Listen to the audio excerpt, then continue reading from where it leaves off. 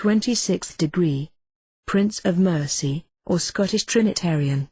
While you were veiled in darkness, you heard repeated by the voice of the great past its most ancient doctrines. None has the right to object, if the Christian Mason sees foreshadowed in Krishna and Sosiash, in Mithras and Osiris, the divine word that, as he believes, became man, and died upon the cross to redeem a fallen race. Nor can he object if others see reproduced, in the word of the beloved disciple, that was in the beginning with God, and that was God, and by whom everything was made, only the logos of Plato, and the word or uttered thought or first emanation of light, or the perfect treason of the great, silent, supreme, uncreated deity, believed in and adored by all. We do not undervalue the importance of any truth. We utter no word that can be deemed irreverent by anyone of any faith. We do not tell the Muslim that it is only important for him to believe that there is but one God, and wholly unessential whether Muhammad was his prophet. We do not tell the Hebrew that the Messiah whom he expects was born in Bethlehem nearly 2,000 years ago, and that he is a heretic because he will not so believe. And as little do we tell the sincere Christian that Jesus of Nazareth was but a man like us, or his history but the unreal revival of an older legend. To do either is beyond our jurisdiction. Masonry, of no one age, belongs to all time, of no one religion, it finds its great truths in all. To every Mason, there is a God, one, supreme, infinite in goodness, wisdom, foresight, justice, and benevolence, creator, disposer, and preserver of all things. How, or by what intermediates he creates and acts, and in what way he unfolds and manifests himself, Masonry leaves to creeds and religions to inquire. To every Mason, the soul of man is immortal. Whether it emanates from and will return to God, and what its continued mode of existence hereafter, each judges for himself. Masonry was not made to settle that.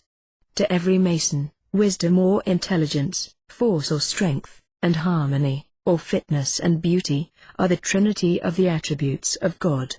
With the subtleties of philosophy concerning them Masonry does not meddle, nor decide as to the reality of the supposed existences which are their personifications, nor whether the Christian Trinity be such a personification, or a reality of the gravest import and significance. To every Mason, the infinite justice and benevolence of God give ample assurance that evil will ultimately be dethroned, and the good, the true, and the beautiful reign triumphant and eternal. It teaches, as it feels and knows, that evil, and pain, and sorrow exist as part of a wise and beneficent plan, all the parts of which work together under God's eye to a result which shall be perfection. Whether the existence of evil is rightly explained in this creed or in that, by Typhon the great serpent, by Ahriman and his armies of wicked spirits, by the giants and titans that war against heaven, by the two coexistent principles of good and evil, by Satan's temptation and the fall of man, by Locke and the serpent Fenris, it is beyond the domain of Masonry to decide, nor does it need to inquire. Nor is it within its province to determine how the ultimate triumph of light and truth and good, over darkness and error and evil, is to be achieved, nor whether the Redeemer, looked and longed for by all nations, hath appeared in Judea, or is yet to come. It reverences all the great reformers. It sees in Moses, the lawgiver of the Jews, in Confucius and Zoroaster, in Jesus of Nazareth, and in the Arabian iconoclast, great teachers of morality, and eminent reformers, if no more, and allows every brother of the order to assign to each such higher and even divine character as his creed and truth require. Thus Masonry disbelieves no truth, and teaches unbelief in no creed, except so far as such creed may lower its lofty estimate of the deity, degrade him to the level of the passions of humanity, deny the high destiny of man, impugn the goodness and benevolence of the supreme God, strike at those great columns of Masonry, faith, hope, and charity, or inculcate immorality, and disregard of the active duties of the order. Masonry is a worship, but one in which all civilized men can unite, for it does not undertake to explain or dogmatically to settle those great mysteries that are above the feeble comprehension of our human intellect. It trusts in God, and hopes, it believes, like a child, and is humble. It draws no sword to compel others to adopt its belief, or to be happy with its hopes. Arid, it waits with patience to understand the mysteries of nature and nature's God hereafter. The greatest mysteries in the universe are those which are ever going on around us, so trite and common to us that we never note them nor reflect upon them. Wise men tell us of the laws that regulate the motions of the spheres, which, flashing in huge circles and spinning on their axes, are also ever darting with inconceivable rapidity through the infinities of space, while we atoms sit here, and dream that all was made for us.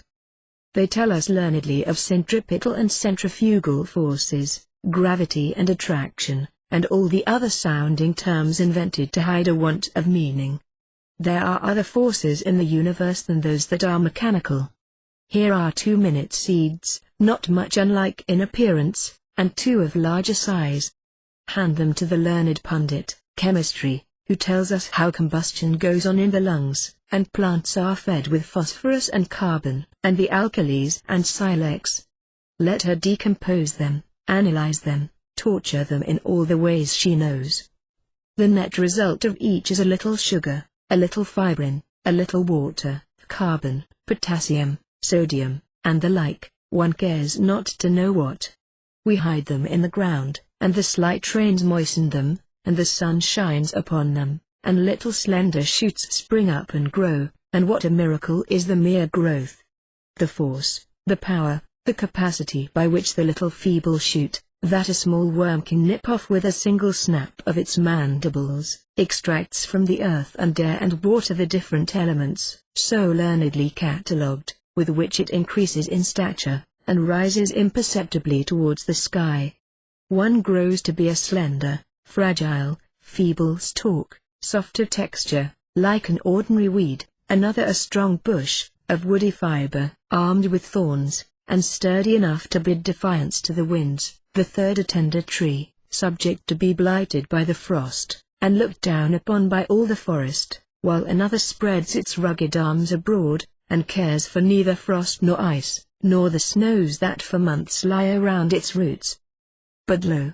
Out of the brown foul earth, and colorless invisible air, and limpid rain water, the chemistry of the seeds has extracted colors, 4 different shades of green, that paint the leaves which put forth in the spring upon our plants, our shrubs, and our trees. Later still come the flowers, the vivid colors of the rose, the beautiful brilliance of the carnation, the modest blush of the apple, and the splendid white of the orange. Whence come the colors of the leaves and flowers? By what process of chemistry are they extracted from the carbon, the phosphorus, and the lime? Is it any greater miracle to make something out of nothing? Pluck the flowers. Inhale the delicious perfumes, each perfect, and all delicious. Whence have they come? By what combination of acids and alkalis could the chemist's laboratory produce them? And now on to comes the fruit, the ruddy apple and the golden orange. Pluck them, open them. The texture and fabric how totally different. The taste how entirely dissimilar, the perfume of each distinct from its flower and from the other. Whence the taste and this new perfume? The same earth and air and water have been made to furnish a different taste to each fruit, a different perfume not only to each fruit, but to each fruit and its own flower. Is it any more a problem whence come thought and will and perception and all the phenomena of the mind, than this, whence come the colors, the perfumes, the taste, of the fruit and flower? And lo! In each fruit new seeds, each gifted with the same wondrous power of reproduction, each with the same wondrous forces wrapped up in it to be again in turn evolved. Forces that had lived 3,000 years in the grain of wheat found in the wrappings of an Egyptian mummy, forces of which learning and science and wisdom know no more than they do of the nature and laws of action of God. What can he know of the nature, and how can we understand the powers and mode of operation of the human soul, when the glossy leaves, the pearl-white flower, and the golden fruit of the orange are miracles wholly beyond our comprehension. We but hide our ignorance in a cloud of words, and the words too often are mere combinations of sounds without any meaning. What is the centrifugal force? A tendency to go in a particular direction. What external force, then, produces that tendency? What force draws the needle round to the north? What force moves the muscle that raises the arm, when the will determines it shall rise? Whence comes the will itself? Is it spontaneous, a first cause, or an effect? These two are miracles, inexplicable as the creation, or the existence and self-existence of God. Who will explain to us the passion, the peevishness, the anger, the memory, and affections of the small canary wren? The consciousness of identity and the dreams of the dog? The reasoning powers of the elephant?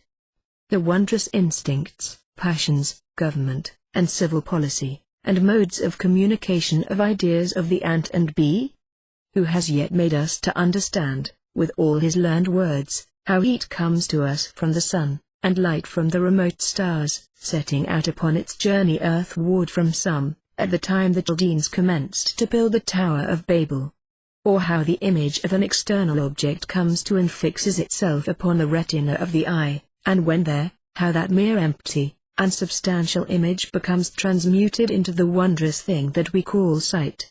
Or how the waves of the atmosphere striking upon the tympanum of the ear, those thin, invisible waves, produce the equally wondrous phenomenon of hearing, and become the roar of the tornado, the crash of the thunder, the mighty voice of the ocean, the chirping of the cricket, the delicate sweet notes and exquisite trills and variations of the wren and mocking-bird, or the magic melody of the instrument of Paganini? Our senses are mysteries to us, and we are mysteries to ourselves.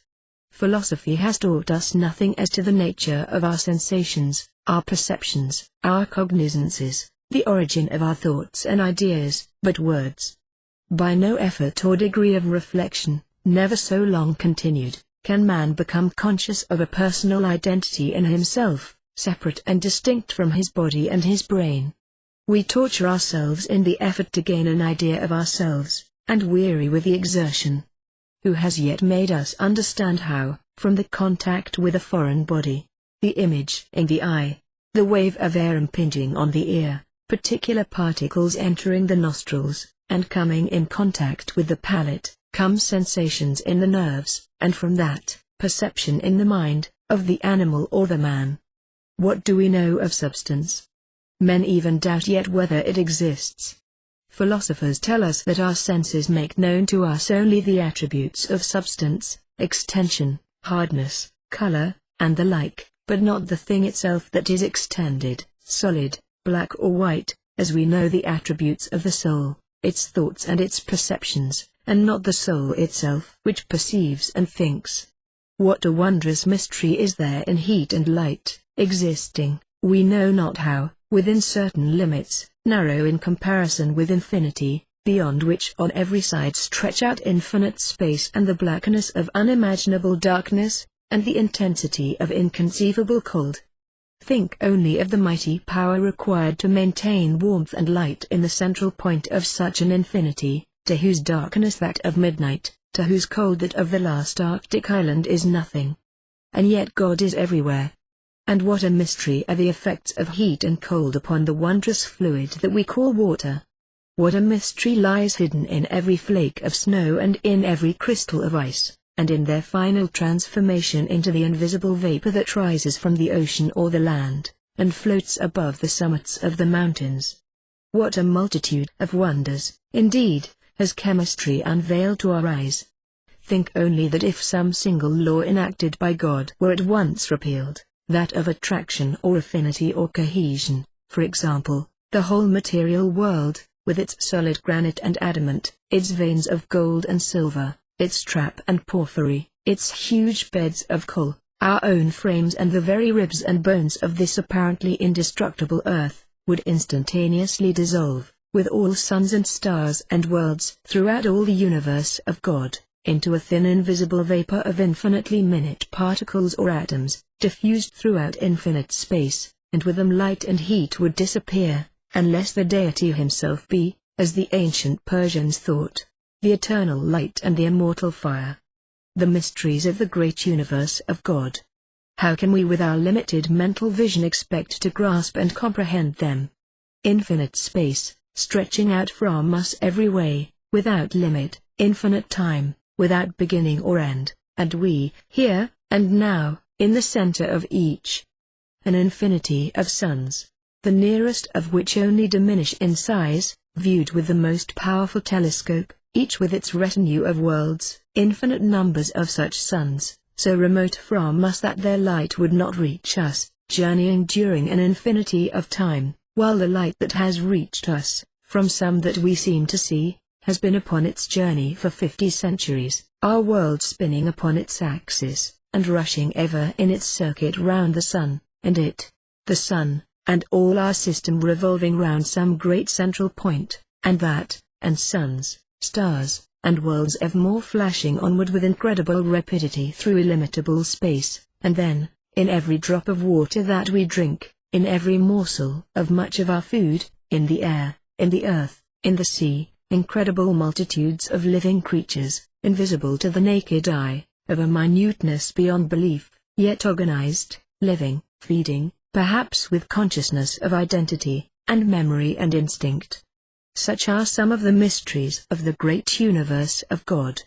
And yet we, whose life and that of the world on which we live form but a point in the center of infinite time, we, who nourish an animalcule within, and on whom vegetables grow without, would fain learn how God created this universe, would understand his powers, his attributes, his emanations, his mode of existence and of action, would fain know the plan according to which all events proceed, that plan profound as God himself, would know the laws by which he controls his universe, would fain see and talk to him face to face, as man talks to man, and we try not to believe, because we do not understand. He commands us to love one another, to love our neighbor as ourself, and we dispute and wrangle, and hate and slay each other, because we cannot be of one opinion as to the essence of his nature, as to his attributes, whether he became man born of a woman, and was crucified, whether the Holy Ghost is of the same substance with the Father, or only of a similar substance, whether a feeble old man is God's vicegerent, whether some are elected from all eternity to be saved, and others to be condemned and punished, whether punishment of the wicked after death is to be eternal, whether this doctrine or the other be heresy or truth drenching the world with blood, depopulating realms, and turning fertile lands into deserts, until, for religious war, persecution, and bloodshed, the earth for many a century has rolled round the sun, a charnel house, steaming and reeking with human gore, the blood of brother slain by brother for opinion's sake, that has soaked into and polluted all her veins, and made her a horror to her sisters of the universe. And if men were all Masons, and obeyed with all their heart her mild and gentle teachings, that world would be a paradise, while intolerance and persecution make of it a hell. For this is the Masonic creed: believe in God's infinite benevolence, wisdom, and justice, hope for the final triumph of good over evil, and for perfect harmony as the final result of all the concords and discords of the universe, and be charitable as God is, toward the unfaith, the errors, the follies, and the faults of men, for all make one great brotherhood. Instruction. Senator Interpunct. W. Interpunct. Brother Junior Warden, are you a Prince of Mercy? June Interpunct. W. Interpunct. I have seen the delta and the holy names upon it, and am an Amath like yourself, in the triple covenant, of which we bear the mark. Interpunct. What is the first word upon the delta? And interpunct. The ineffable name of deity, the true mystery of which is known to the Amath alone. Interpunct. What do the three sides of the delta denote to us? And interpunct.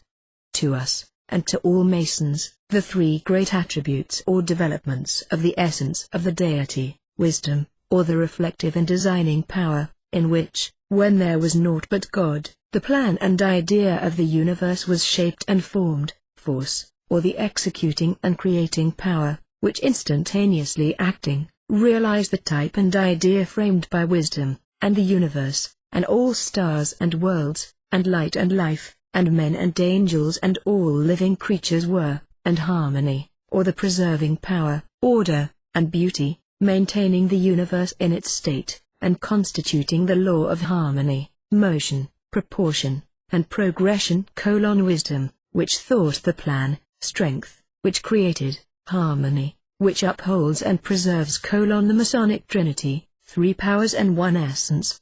The 3 columns which support the universe, physical, intellectual, and spiritual, of which every Masonic lodge is a type and symbol. While to the Christian Mason, they represent the 3 that bear record in heaven, the Father Word, and the Holy Spirit, which 3 are one.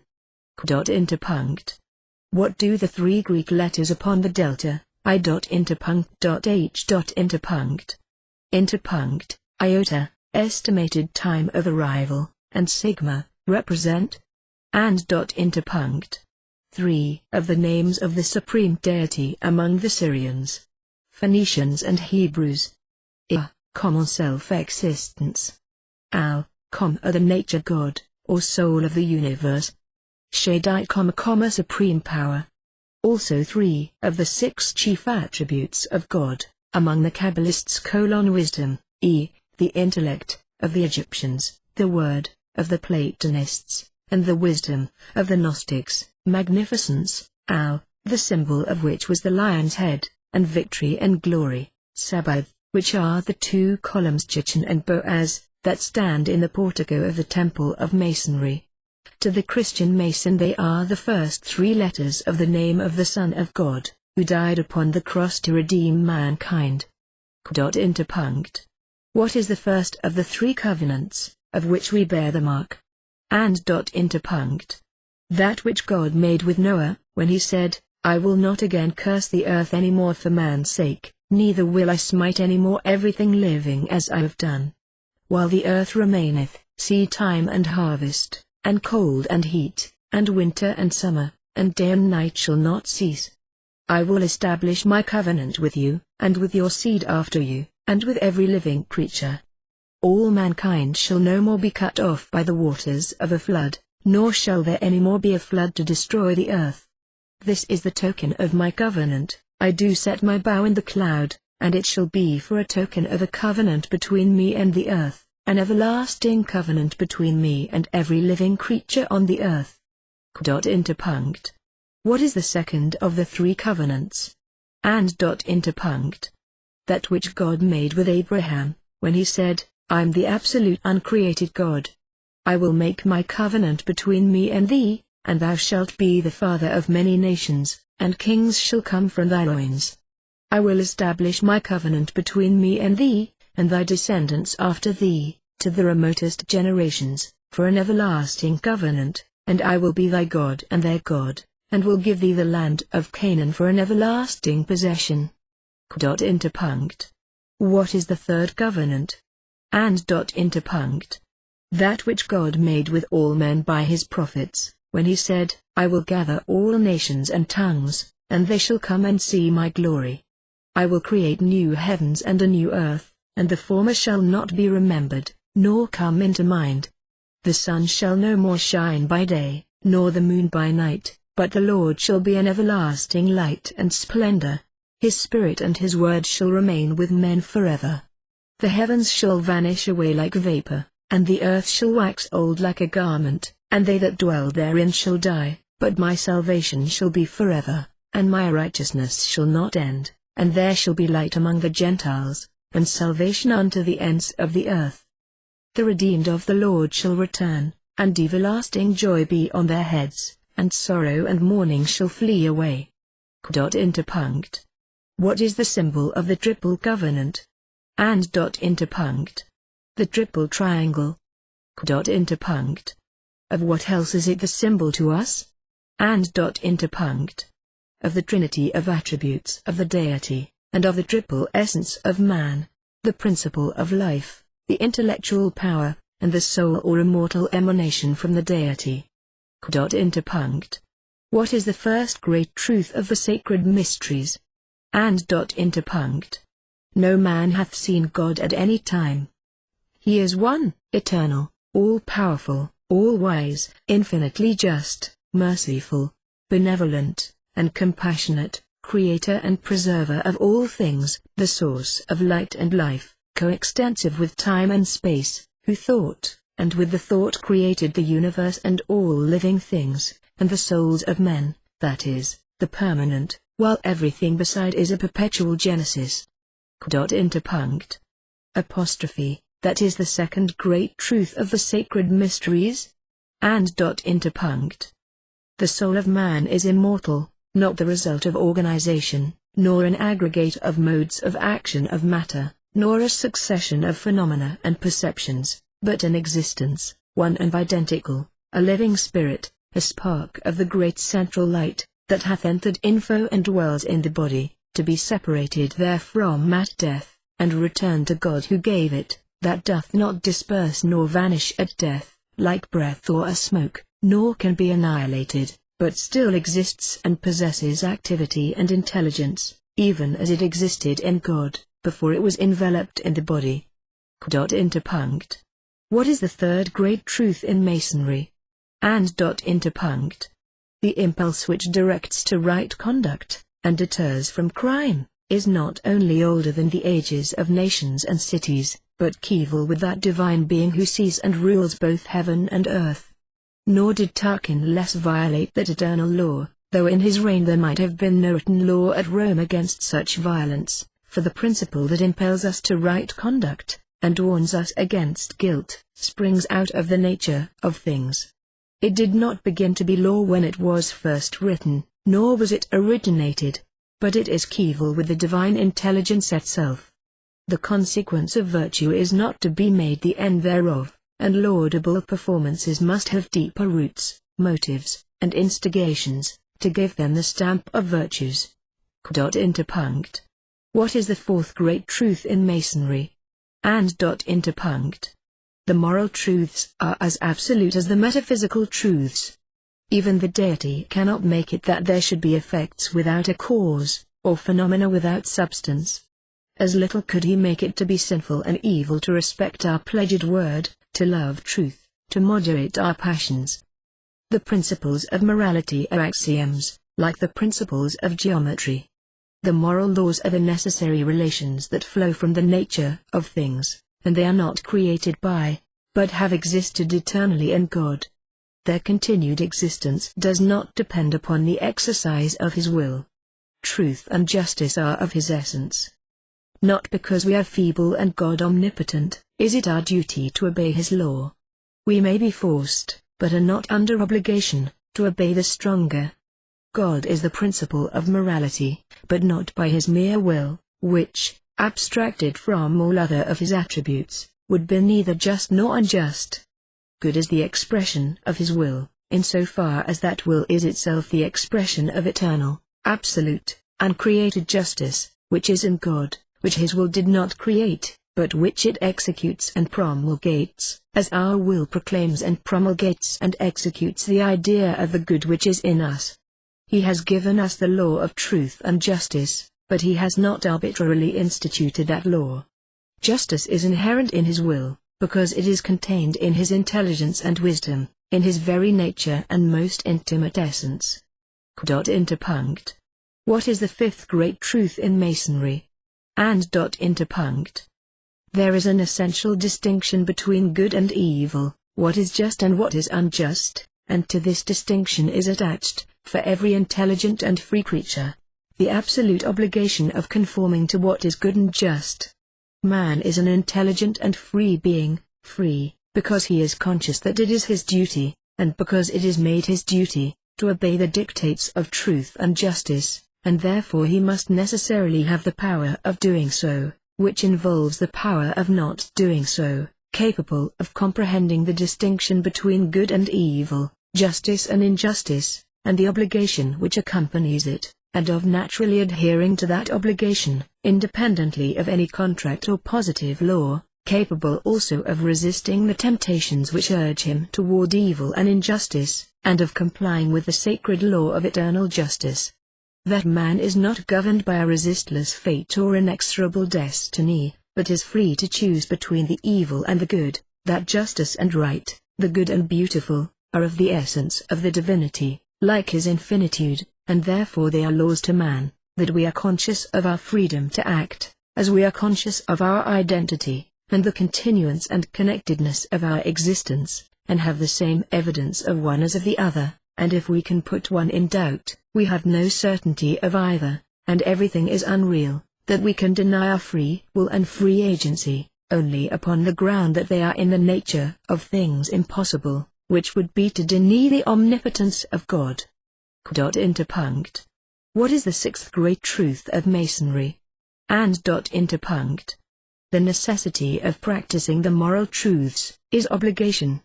The moral truths, necessary in the eye of reason, are obligatory on the will.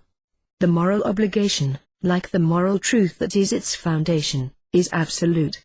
As the necessary truths are not more or less necessary, so the obligation is not more or less obligatory. There are degrees of importance among different obligations, but none in the obligation itself. We are not nearly obliged, almost obliged. We are wholly so, or not at all. If there be any place of refuge to which we can escape from the obligation, it ceases to exist. If the obligation is absolute, it is immutable and universal. For if that of today may not be that of tomorrow, if what is obligatory on me may not be obligatory on you, the obligation would differ from itself, and be variable and contingent. This fact is the principle of all morality. That every act contrary to right and justice, deserves to be repressed by force, and punished when committed, equally in the absence of any law or contract, that man naturally recognizes the distinction between the merit and demerit of actions, as he does that between justice and injustice, honesty and dishonesty, and feels, without being taught, and in the absence of law or contract, that it is wrong for vice to be rewarded or go unpunished, and for virtue to be punished or left unrewarded, and that, the deity being infinitely just and good, it must follow as a necessary and inflexible law that punishment shall be the result of sin, its inevitable and natural effect and corollary, and not a mere arbitrary vengeance. Interpunct. What is the seventh great truth in Masonry? Interpunct. The immutable law of God requires, that besides respecting the absolute rights of others, and being merely just, we should do good, be charitable, and obey the dictates of the generous and noble sentiments of the soul. Charity is a law, because our conscience is not satisfied nor at ease if we have not relieved the suffering, the distressed, and the destitute. It is to give that which he to whom you give has no right to take or demand. To be charitable is obligatory on us. We are the almoners of God's bounties. But the obligation is not so precise and inflexible as the obligation to be just. Charity knows neither rule nor limit. It goes beyond all obligation. Its beauty consists in its liberty. He that loveth not, knoweth not God, for God is love. If we love one another, God dwelleth in us, and his love is perfected in us. God is love, and he that dwelleth in love, dwelleth in God, and God in him. To be kindly affectioned one to another with brotherly love, to relieve the necessities of the needy, and be generous, liberal, and hospitable, to return to no man evil for evil, to rejoice at the good fortune of others, and sympathize with them in their sorrows and reverses, to live peaceably with all men, and repay injuries with benefits and kindness. These are the sublime dictates of the moral law, taught from the infancy of the world, by Masonry. Interpunct. What is the eighth great truth in Masonry? Interpunct. That the law which control and regulate the universe of God, are those of motion and harmony. We see only the isolated incidents of things, and with our feeble and limited capacity and vision cannot discern their connection, nor the mighty chords that make the apparent discord perfect harmony. Evil is merely apparent, and all is in reality good and perfect. For pain and sorrow, persecution and hardships, affliction and destitution, sickness and death are but the means, by which alone the noblest virtues could be developed. without them, and without sin and error, and wrong and outrage, as there can be no effect without an adequate cause, there could be neither patience under suffering and distress, nor prudence in difficulty, nor temperance to avoid excess, nor courage to meet danger, nor truth, when to speak the truth is hazardous, nor love, when it is met with ingratitude, nor charity for the needy and destitute, nor forbearance and forgiveness of injuries, nor toleration of erroneous opinions, nor charitable judgment and construction of men's motives and actions, nor patriotism, nor heroism, nor honor, nor self-denial, nor generosity. These and most other virtues and excellencies would have no existence, and even their names be unknown, and the poor virtues that still existed, would scarce deserve a name, for life would be one flat, dead, low level, above which none of the lofty elements of human nature would emerge, and man would lie lapped in contented indolence and idleness, a mere worthless negative, instead of the brave, strong soldier against the grim legions of evil and rude difficulty. Interpunct. What is the ninth great truth in Masonry? Interpunct. The great leading doctrine of this degree that the justice, the wisdom, and the mercy of God are alike infinite, alike perfect, and yet do not in the least jar nor conflict one with the other, but form a great perfect trinity of attributes, three and yet one, that, the principle of merit and demerit being absolute, and every good action deserving to be rewarded, and every bad one to be punished, and God being as just as he is good, and yet the case is constantly recurring in this world, in which crime and cruelty, oppression, tyranny, and injustice are prosperous, happy, fortunate, and self-contented, and rule and reign, and enjoy all the blessings of God's beneficence, while the virtuous and good are unfortunate, miserable, destitute, pining away in dungeons, perishing with cold, and famishing with hunger, slaves of oppression, and instruments and victims of the miscreants that govern, so that this world, if there were no existence beyond it, would be one great theatre of wrong and injustice, proving God wholly disregardful of his own necessary law of merit and demerit. It follows that there must be another life in which these apparent wrongs shall be repaired, that all the powers of man's soul tend to infinity, and his indomitable instinct of immortality, and the universal hope of another life, testified by all creeds, all poetry, all traditions, establish its certainty, for man is not an orphan, but hath a Father near at hand, and the day must come when light and truth, and the just and good shall be victorious, and darkness, error, wrong, and evil be annihilated, and known no more forever, that the universe is one great harmony, in which, according to the faith of all nations, deep-rooted in all hearts in the primitive ages, light will ultimately prevail over darkness, and the good principle over the evil, and the myriad souls that have emanated from the divinity, purified and ennobled by the struggle here below, will again return to perfect bliss in the bosom of God, to offend against whose laws will then be no longer possible. Interpunct. What, then, is the one great lesson taught to us, as Masons, in this degree? Interpunct. That to that state and realm of light and truth and perfection, which is absolutely certain, all the good men on earth are tending, and if there is a law from whose operation none are exempt, which inevitably conveys their bodies to darkness and to dust, there is another not less certain nor less powerful, which conducts their spirits to that state of happiness and splendor and perfection, the bosom of their Father and their God. The wheels of nature are not made to roll backward. Everything presses on to eternity. From the birth of time an impetuous current had set in, which bears all the sons of men toward that interminable ocean. Meanwhile, heaven is attracting to itself whatever is congenial to its nature, is enriching itself by the spoils of the earth, and collecting within its capacious bosom whatever is pure, permanent, and divine, leaving nothing for the last fire to consume but the gross matter that creates concupiscence, while everything fit for that good fortune shall be gathered and selected from the ruins of the world, to adorn that eternal city. Let every Mason then obey the voice that calls him thither.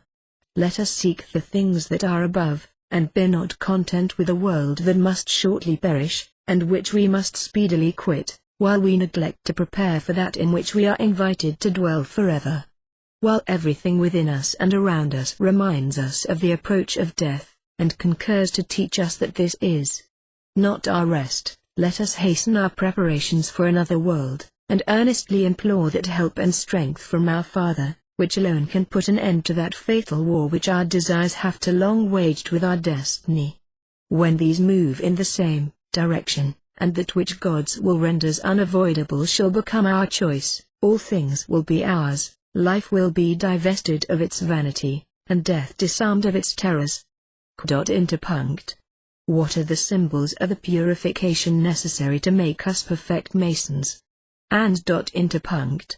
Lavation with pure water, or baptism, because to cleanse the body is emblematical of purifying the soul, and because it conduces to the bodily health, and virtue is the health of the soul, as sin and vice are its malady and sickness. Unction, or anointing with oil, because thereby we are set apart and dedicated to the service and priesthood of the beautiful, the true, and the good. And robes of white, emblems of candor, purity, and truth. Interpunct. What is to us the chief symbol of man's ultimate redemption and regeneration? And interpunct. The fraternal supper, of bread which nourishes, and of wine which refreshes and exhilarates, symbolical of the time which is to come, when all mankind shall be one great harmonious brotherhood, and teaching us these great lessons, that as matter changes ever, but no single atom is annihilated, it is not rational to suppose that the far nobler soul does not continue to exist beyond the grave, that many thousands who have died before us might claim to be joint owners with ourselves of the particles that compose our mortal bodies, for matter ever forms new combinations, and the bodies of the ancient dead, the patriarchs before and since the flood, the kings and common people of all ages, resolved into their constituent elements, are carried upon the wind over all continents, and continually enter into and form part of the habitations of new souls, creating new bonds of sympathy and brotherhood between each man that lives and all his race. And thus, in the bread we eat, and in the wine we drink tonight may enter into and form part of us the identical particles of matter that once formed parts of the material bodies called Moses, Confucius, Plato, Socrates, or Jesus of Nazareth.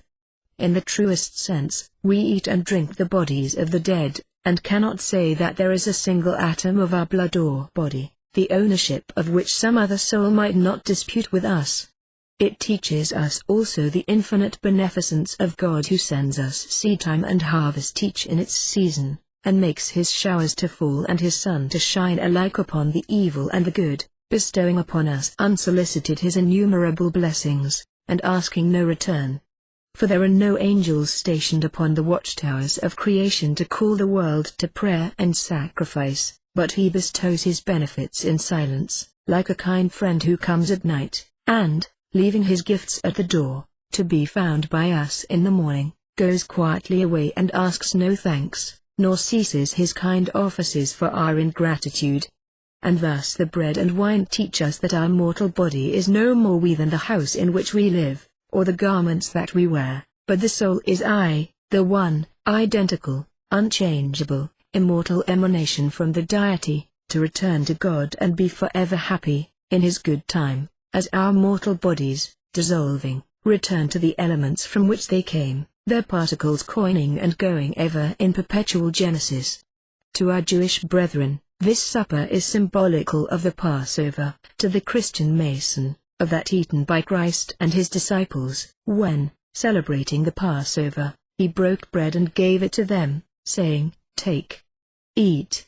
This is my body," and giving them the cup, he said, "Drink ye all of it.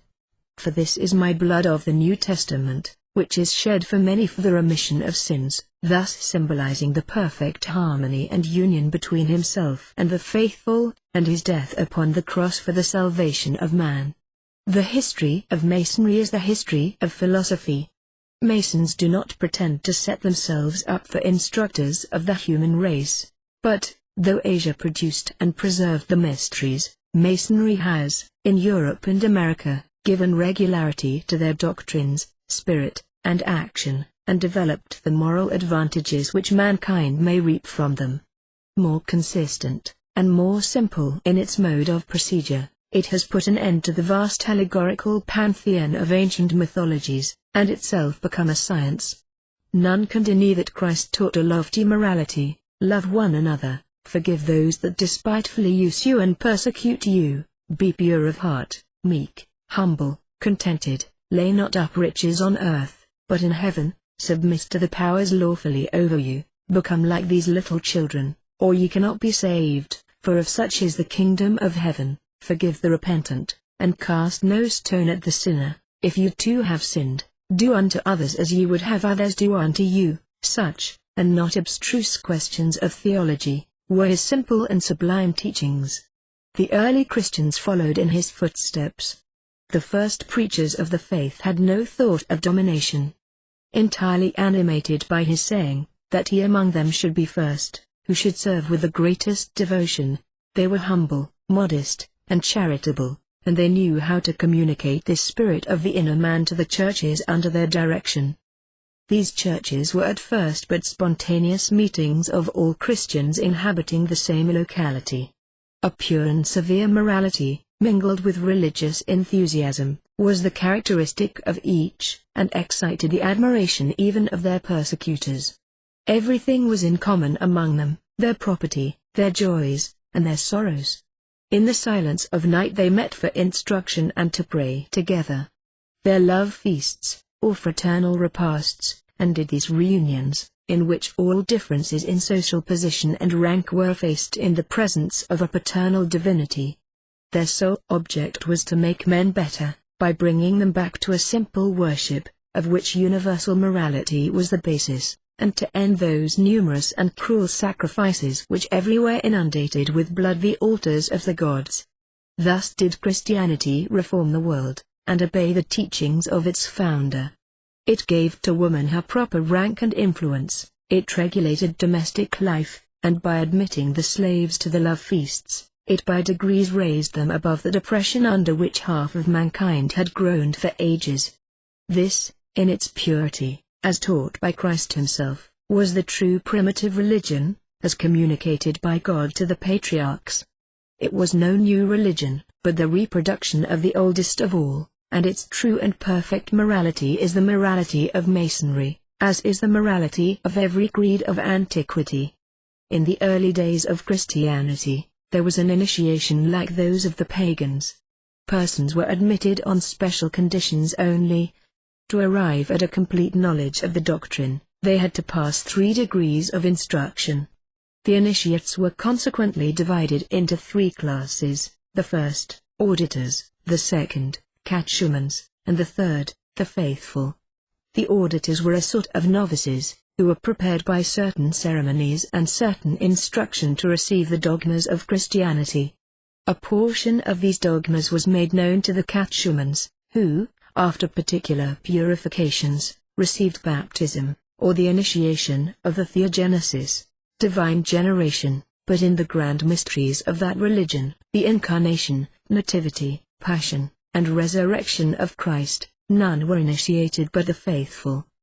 These doctrines, and the celebration of the holy sacraments, particularly the Eucharist, were kept with profound secrecy. These mysteries were divided into 2 parts. The first styled the Mass of the catechumens, the second, the Mass of the faithful. The celebration of the mysteries of Mithras was also styled a Mass, and the ceremonies used were the same. There were found all the sacraments of the Catholic Church, even the breath of confirmation. The priest of Mithras promised the initiates deliverance from sin, by means of confession and baptism, and a future life of happiness or misery. He celebrated the oblation of bread, image of the resurrection. The baptism of newly born children, extreme unction, confession of sins, all belonged to the Mithriac rites. The candidate was purified by a species of baptism, a mark was impressed upon his forehead, he offered bread and water, pronouncing certain mysterious words. During the persecutions in the early ages of Christianity, The Christians took refuge in the vast catacombs which stretched for miles in every direction under the city of Rome, and are supposed to have been of Etruscan origin. There, amid labyrinthine windings, deep caverns, hidden chambers, chapels, and tombs, the persecuted fugitives found refuge, and they performed the ceremonies of the mysteries. The Basilidenes, a sect of Christians that arose soon after the time of the Apostles, practiced the mysteries, with the old Egyptian legend. They symbolized Osiris by the sun, Isis by the moon, and Typhon by Scorpio, and bore crystals bearing these emblems, as amulets or talismans to protect them from danger, upon which were also a brilliant star and the serpent. They were copied from the talismans of Persia and Arabia, and given to every candidate, at his initiation. Ionos tells us that the Simonians, one of the earliest sects of the Gnostics, had a priesthood of the mysteries. Tertullian tells us that the Valentinians, the most celebrated of all the Gnostic schools, imitated, or rather perverted, the mysteries of Eleusis. Ionos informs us, in several curious chapters, of the mysteries practiced by the Marcosians, and Origen gives much information as to the mysteries of the Ophites, and there is no doubt that all the Gnostic sects had mysteries and an initiation.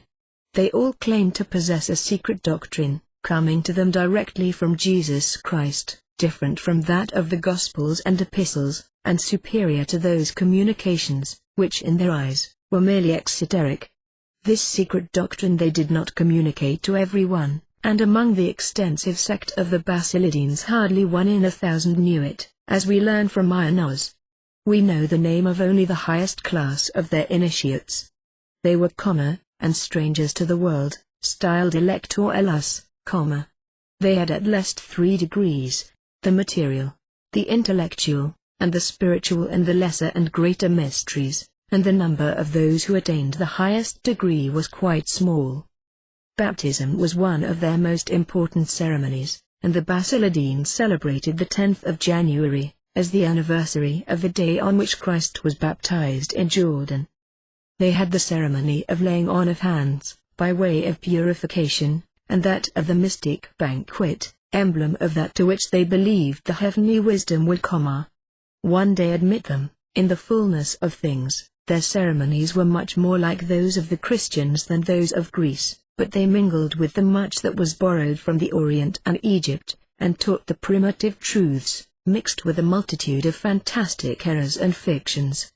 The discipline of the secret was the concealment, occultatio, of certain tenets and ceremonies. So says Clemens of Alexandria. To avoid persecution, the early Christians were compelled to use great precaution, and to hold meetings of the faithful, of the household of faith, in private places, under concealment by darkness. They assembled in the night, and they guarded against the intrusion of false brethren and profane persons, spies who might cause their arrest. They conversed together figuratively, and by the use of symbols, lest gowans and eavesdroppers might overhear, and there existed among them a favored class, or order, who were initiated into certain mysteries which they were bound by solemn promise not to disclose, or even converse about, except with such as had received them under the same sanction. They were called brethren, the faithful, stewards of the mysteries, superintendents, devotees of the secret, and architects. In the Hierarchio, attributed to St. Dionysius the Areopagite, the first bishop of Athens, the tradition of the sacrament is said to have been divided into 3 degrees, or grades: purification, initiation, and accomplishment or perfection, and it mentions also, as part of the ceremony, the bringing to sight.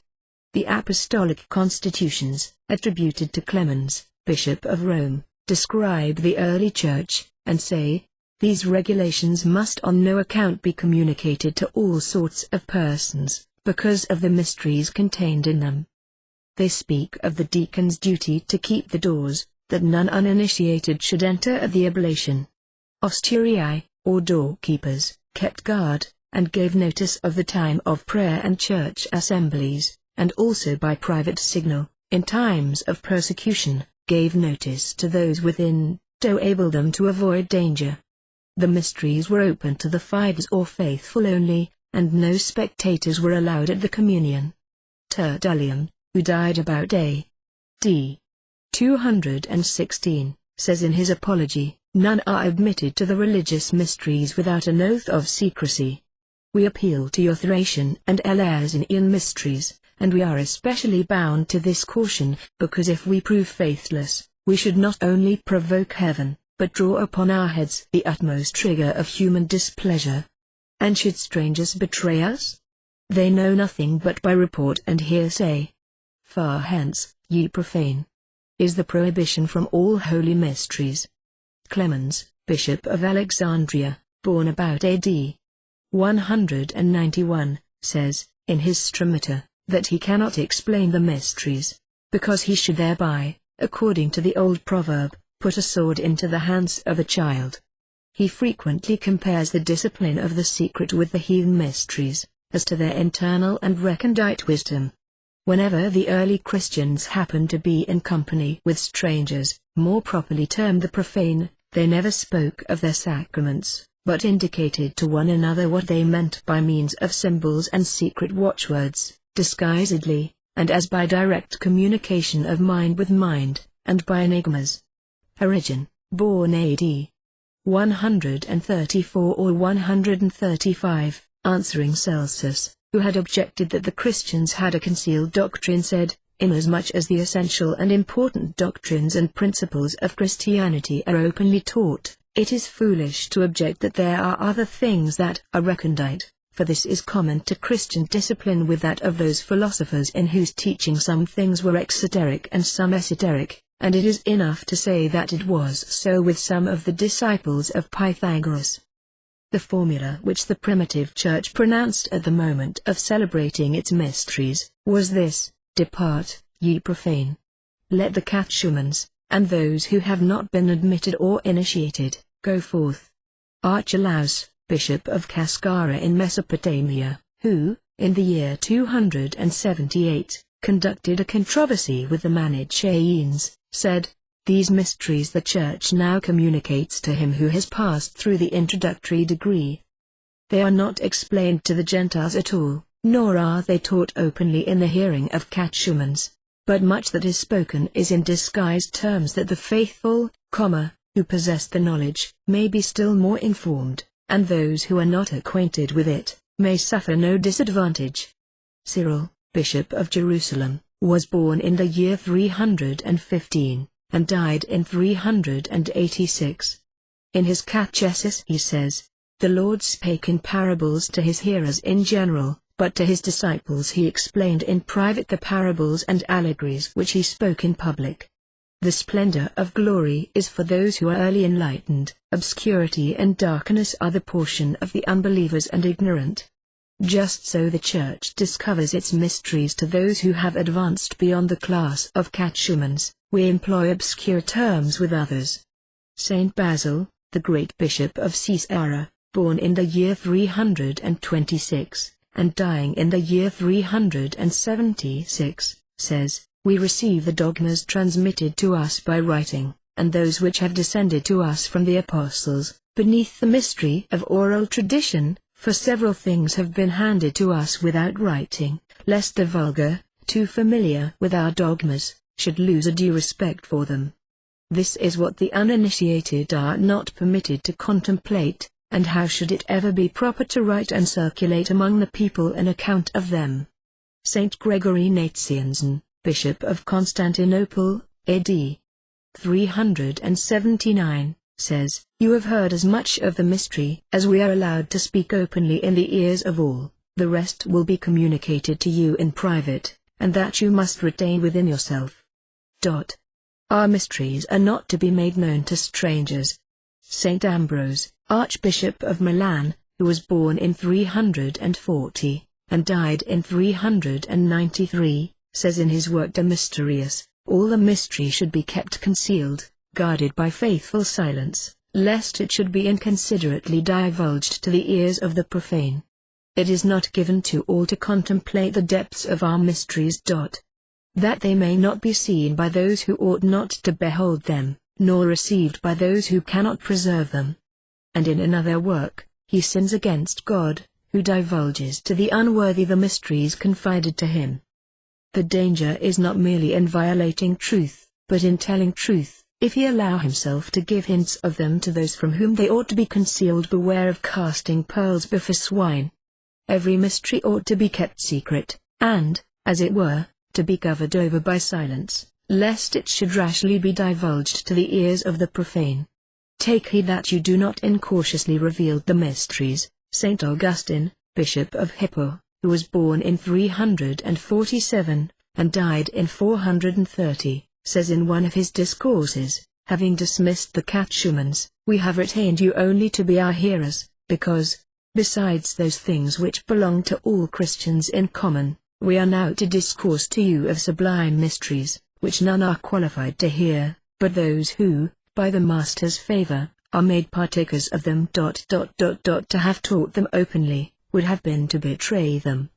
And he refers to the Ark of the Covenant, and says that it signified a mystery, or secret of God, shadowed over by the cherubim of glory, and honored by being veiled. St. Chrysostom and St. Augustine speak of initiation more than 50 times. St. Ambrose writes to those who are initiated, an initiation was not merely baptism, or admission into the church, but it referred to initiation into the mysteries. To the baptized and initiated the mysteries of religion were unveiled, they were kept secret from the catechumens, who were permitted to hear the scriptures read and the ordinary discourses delivered, in which the mysteries, reserved for the faithful, were never treated of. When the services and prayers were ended, the catechumens and spectators all withdrew. Chrysostom, Bishop of Constantinople, was born in 354, and died in 417. He says, I wish to speak openly, but I dare not, on account of those who are not initiated. I shall therefore avail myself of disguised terms, discoursing in a shadowy manner.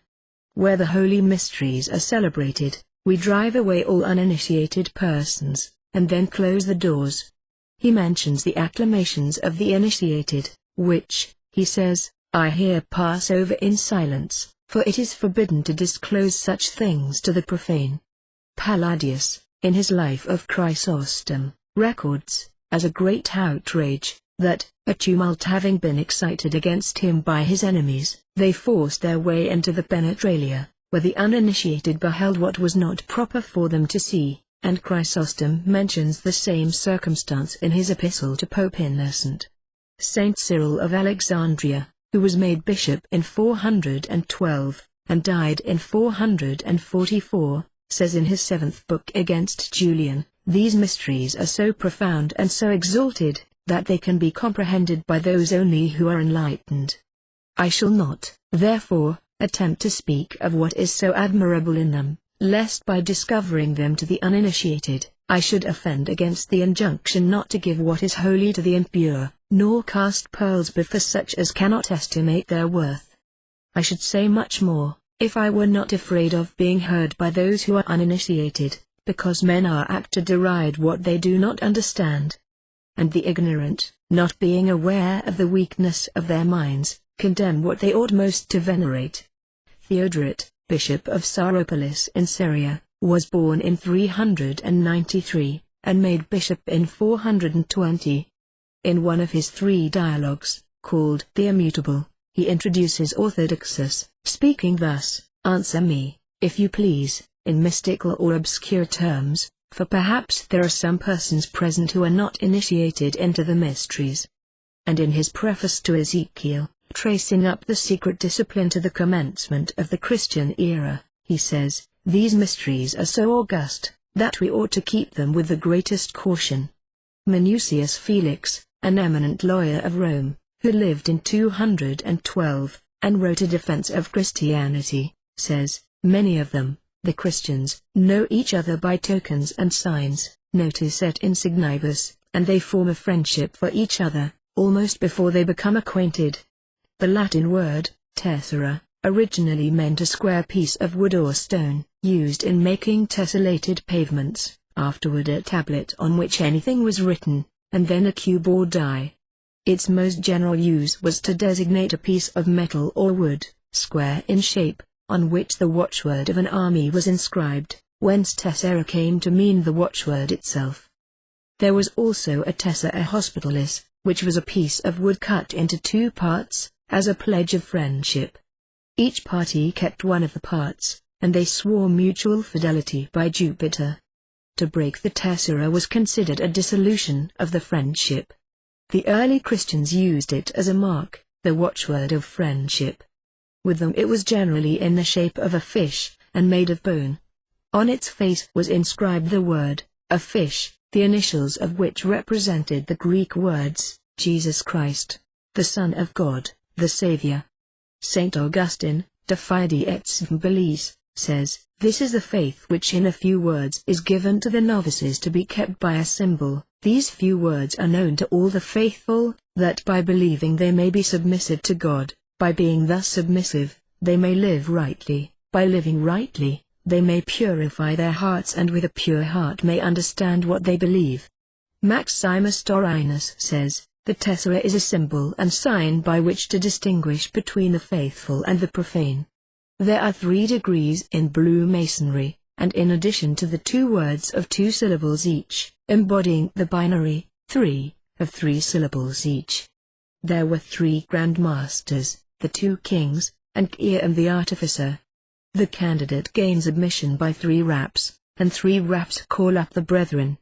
There are 3 principal officers of the lodge, 3 lights at the altar, 3 gates of the temple, all in the east, west, and south. The 3 lights represent the sun, the moon, and Mercury, Osiris, Isis, and Horus, the father, the mother, and the child, wisdom, strength, and beauty, Hakama, Bina, and Dath, Jejula, Jebura, and Etipath. The candidate makes 3 circuits of the lodge. There were 3 assassins of Kiam, and he was slain by 3 blows while seeking to escape by the 3 gates of the temple.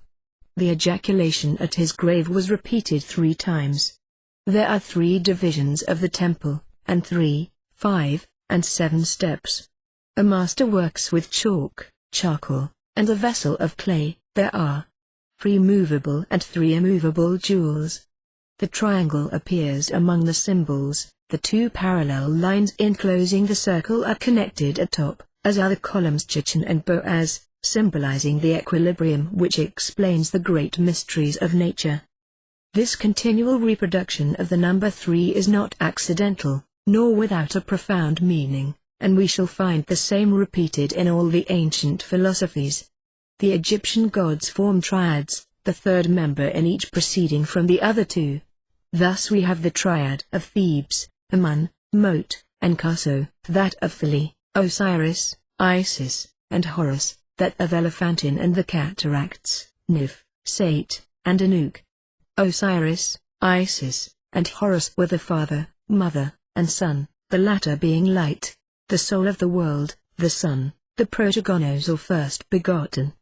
Sometimes this triad was regarded as spirit, or the active principle or generative power, matter, or the passive principle or productive capacity, and the universe, which proceeds from the 2 principles.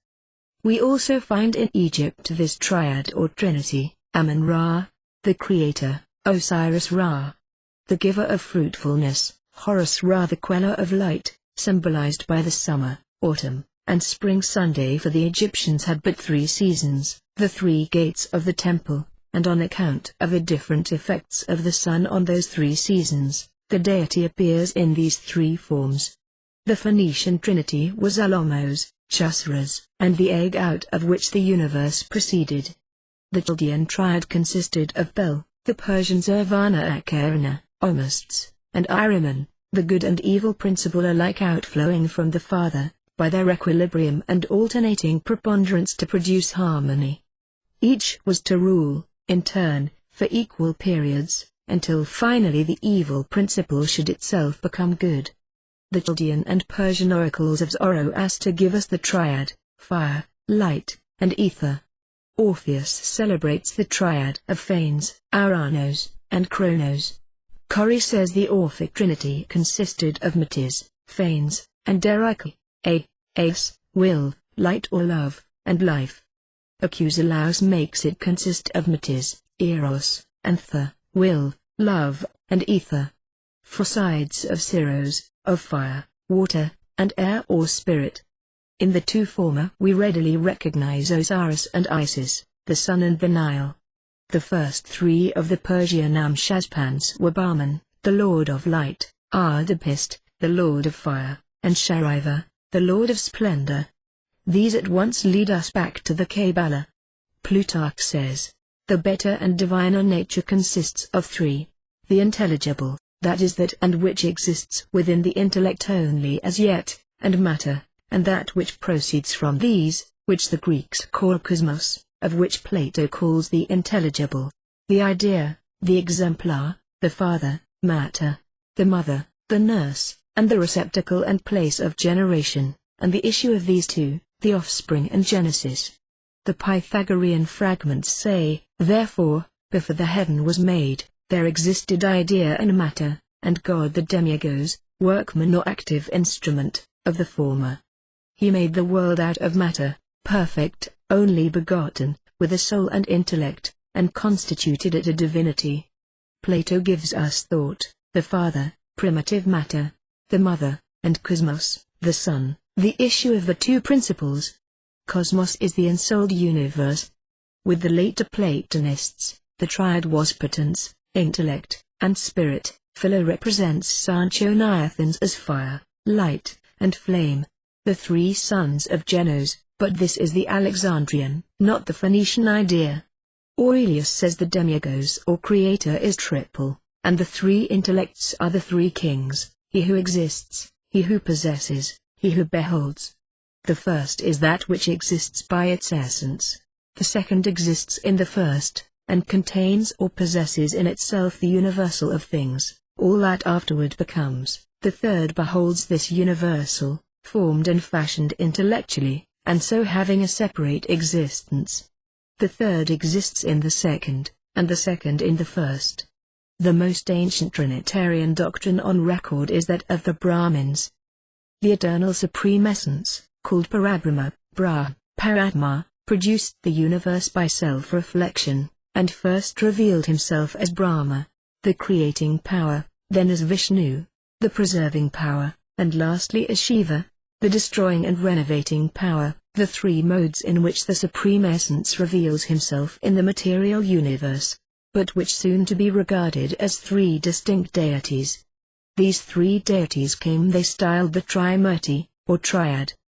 The Persians received from the Indians the doctrine of the three principles, and changed it to that of a principle of life, which was individualized by the sun, and a principle of death, which was symbolized by cold and darkness, parallel of the moral world, and in which the continual and alternating struggle between light and darkness, life and death, seemed but a phase of the great struggle between the good and evil principles, embodied in the legend of Ormuzd and Ahriman. Mithras, a Median reformer, was deified after his death, and invested with the attributes of the sun, the different astronomical phenomena being figuratively detailed as actual incidents of his life, in the same manner as the history of Buddha was invented among the Hindes. The trinity of the Hindes became among the Ethiopians and Abyssinians Niflheim, Phtha, and Neith, the god-creator, whose emblem was a ram, matter, or the primitive mud, symbolized by a globe or an egg, and thought, or the light which contains the germ of everything, triple manifestation of one and the same God, Atm, considered in three aspects, as the creative power, goodness, and wisdom. Other deities were speedily invented, and among them Ostris, represented by the sun, Isis, his wife, by the moon or earth, Typhon, his brother, the principle of evil and darkness, who was the son of Osiris and Isis. And the trinity of Osiris, Isis, and Horus became subsequently the chief gods and objects of worship of the Egyptians. The ancient Etruscans, a race that emigrated from the Rhtn Alps into Italy, along whose route evidences of their migration have been discovered, and whose language none have yet succeeded in reading, acknowledged only one supreme god, but they had images for his different attributes, and temples to these images. Each town had one national temple, dedicated to the three great attributes of God: strength, riches, and wisdom, or Tina, Talna, and Minerva. The national deity was always a triad under one roof, and it was the same in Egypt, where one supreme god alone was acknowledged, but was worshipped as a triad, with different names in each different home. Each city in Etruria might have as many gods and gates and temples as it pleased, but 3 sacred gates, and 1 temple to 3 divine attributes were obligatory wherever the laws of Tages, or Taunt or Thoth, were received. The only gate that remains in Italy, of the olden time, undestroyed, is the Porta del Circo at Volterra, and it has upon it the 3 heads of the 3 national divinities, one upon the keystone of its magnificent arch, and one above each side pillar. The Buddhists hold that the god Sakya of the Hindes, called in Ceylon, Gautama, in India beyond the Ganges, Saman Akadam, and in China, Chaitya, or Fo, constituted a trinity, Triratna, of Buddha, Dharma, and Sangha, intelligence, law, and union or harmony. The Chinese Sabans represented the supreme deity as composed of Changti, the supreme sovereign, Xin, the heavens, and Tao, the universal supreme reason and principle of faith, and that from chaos, an immense silence, an immeasurable void. Without perceptible forms, alone, infinite, immutable, moving in a circle in illimitable space, without change or alteration, when vivified by the principle of truth, issued all beings, under the influence of Tao, principle of faith, who produced 1, 1 produced 2, 2 produced 3, and 3 produced all that is. The Sklavovens typified the Trinity by the 3 heads of the god Triglav, and the Pruchtsi or Prussians by the Trian god, Perkn, Piklos, and Potrampos, the deities of light and thunder, of hell and the earth, its fruits and animals, and the Scandinavians by Odin, Freyr, and Thor. In the Kabbalah, or the Hebrew traditional philosophy, the infinite deity, beyond the reach of the human intellect, and without name, form, or limitation, was represented as developing himself, in order to create, and by self-limitation, in 10 emanations or outflowings, called Sephiroth, or rays, the first of these, in the world as Eluth, that is, within the deity, was Kether, or the crown, by which we understand the divine will or potency. Next came, as a bear, Hikoma Mahan Bana, ordinarily translated wisdom and intelligence, the former term the father, and the latter the mother. Hikma is the active power or energy of deity, by which he produces within himself intellection or thinking, and Bana, the passive capacity, from which, acted on by the power, the intellection flows. This intellection is called Death, and it is the word of Plato and the Gnostics, the unuttered word, within the deity. Here is the origin of the Trinity of the Father, the Mother or Holy Spirit, and the Son or Word.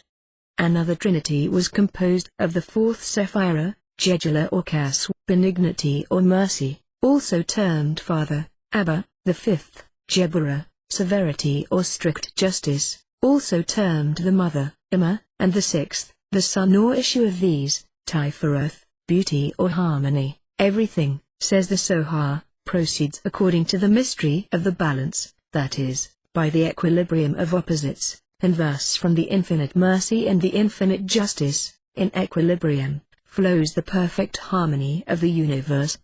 Infinite power, which is lawless, and infinite wisdom, in equilibrium, also produce beauty or harmony, as son, issue, or result, the word, or utterance of the thought of God. Power and justice or severity are the same, wisdom and mercy or benignity are the same, in the infinite divine nature. According to Philo of Alexandria, the Supreme Being, primitive light or archetype of light, uniting with wisdom, the mother of creation, forms in himself the types of all things, and acts upon the universe through the Word, Logos, who dwells in God, and in whom all his powers and attributes develop themselves, a doctrine borrowed by him from Plato. Simon Magus and his disciples taught that the Supreme Being or center of light produced first of all, 3 couples of united existences, of both sexes, Suzugias, which were the origins of all things, reason and inventiveness, speech and thought, and calculation and reflection, and anus and epinoia, phne and enoia, logismos and enthymesis, of which enoia or wisdom was the first produced, and mother of all that exists. Other disciples of Simon, and with them most of the Gnostics, adopting and polema, or plenitude of modifying the doctrine, taught that the superior intelligences, having the Supreme Being at their head, was composed of 8 eons, of different sexes. Profundity and silence, spirit and truth, the word and life, man in the and church. Buthos and psyche, pneuma and all ether, logos and nzd, anthropos and ecclesia.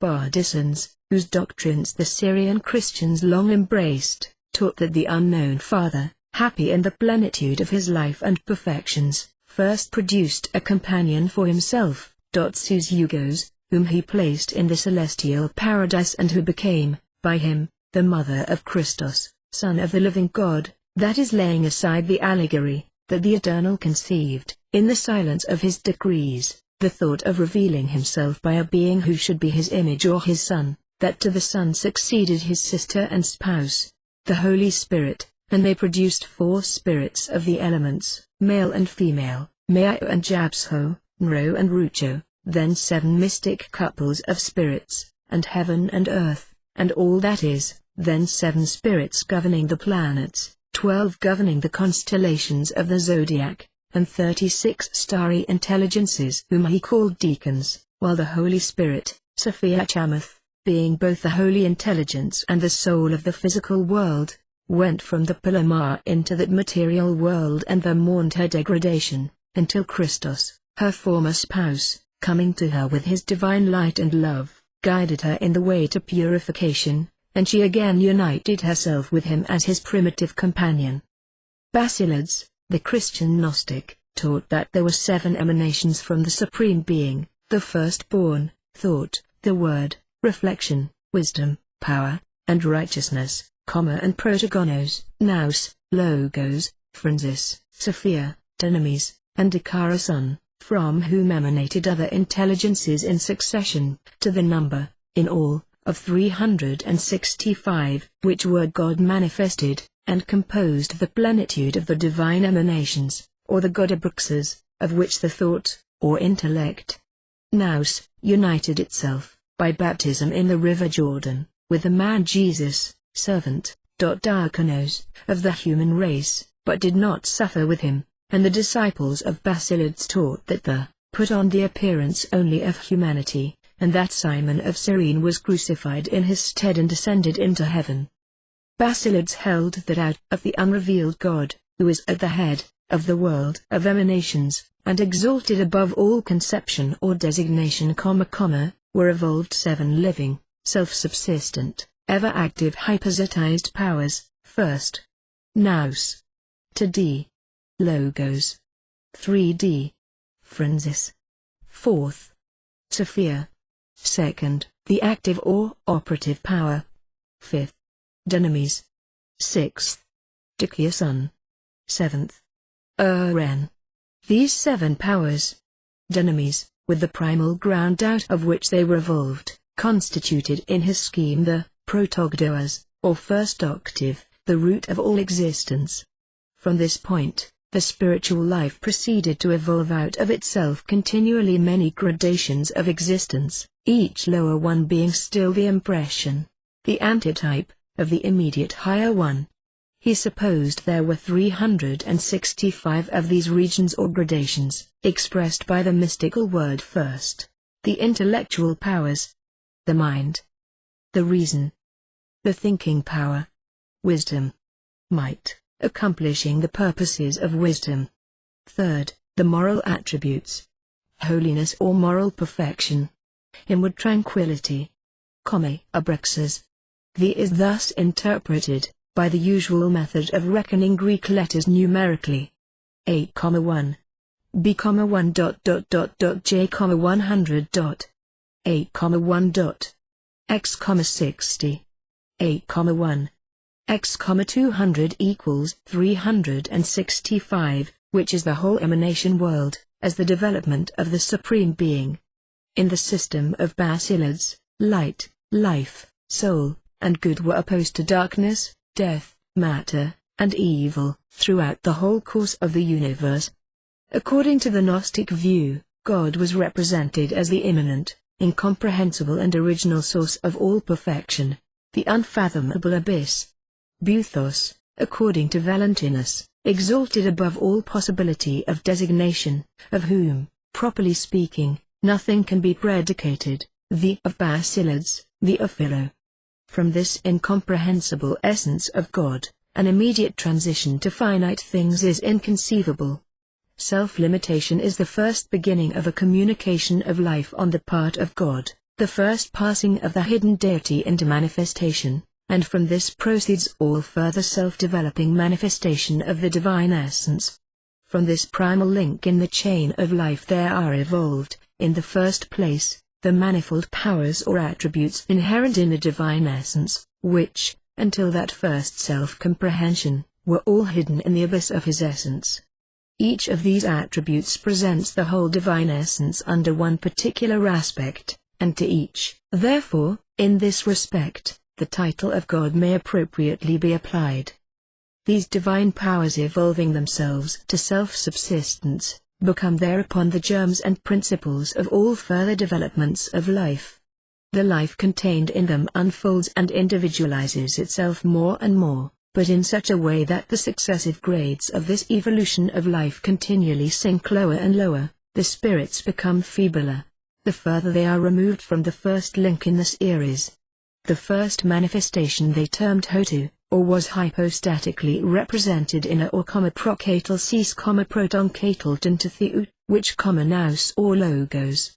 In the Alexandrian gnosis, the Platonic notion of the hull predominates.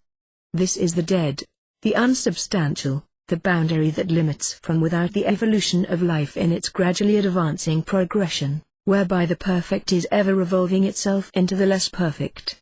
This again, is represented under various images, at one time as the darkness that exists alongside of the light, at another, as the void, kenoma, kenon, in opposition to the fullness, pl of the divine life, or as the shadow that accompanies the light, or as the chaos, or the sluggish, stagnant, dark water. This matter, dead in itself, possesses by its own nature no inherent tendency, as life of every sort is foreign to it, itself makes no encroachment on the divine. As, however, the evolutions of the divine life, the essences developing themselves out of the progressive emanation, become feebler, the further they are removed from the first link in the series, and as their connection with the first becomes looser at each successive step, there arises at the last step of the evolution, an imperfect, defective product, which, unable to retain its connection with the chain of divine life, sinks from the world of viens into the material chaos, or, according to the same notion, somewhat differently expressed, according to the Ophites and Tabardisans, a drop from the fullness of the divine life bubbles over into the bordering void. Hereupon the dead matter, by commixture with the living principle, which it wanted, first of all receives animation. But, at the same time, also, the divine, the living, becomes corrupted by mingling with the chaotic mass. Existence now multiplies itself. There arises a subordinate, defective life, there is ground for a new world. A creation starts into being, beyond the confines of the world of emanation. But, on the other hand, since the chaotic principle of matter has acquired vitality, there now arises a more distinct and more active opposition to the godlike, a barely negative, blind, ungodly nature power, which obstinately resists all influence of the divine, hence, as products of the spirit of their, pneuma dualacn, a Satan, malignant spirits, wicked men, in none of whom is there any reasonable or moral principle, or any principle of a rational will, but blind passions alone have the ascendancy. In them there is the same conflict, as the scheme of Platonism supposes, between the soul under the guidance of divine reason, the nous, and the soul blindly resisting reason, between the pronoia and the anag, the divine principle and the natural. The Syrian Gnosis assumed the existence of an active, turbulent kingdom of evil, or of darkness, which, by its encroachments on the kingdom of light, brought about a commixture of the light with the darkness, of the godlike with the ungodlike. Even among the Platonists, some thought that along with an organized, inert matter, the substratum of the corporeal world, there existed from the beginning a blind, lawless motive power, an ungodlike soul, as its original motive and active principle. As the inorganic matter was organized into a corporeal world, by the plastic power of the deity, so, by the same power, law and reason were communicated to that turbulent, irrational soul. Thus the chaos of the was transformed into an organized world, and that blind soul into a rational principle, a mundane soul, animating the universe.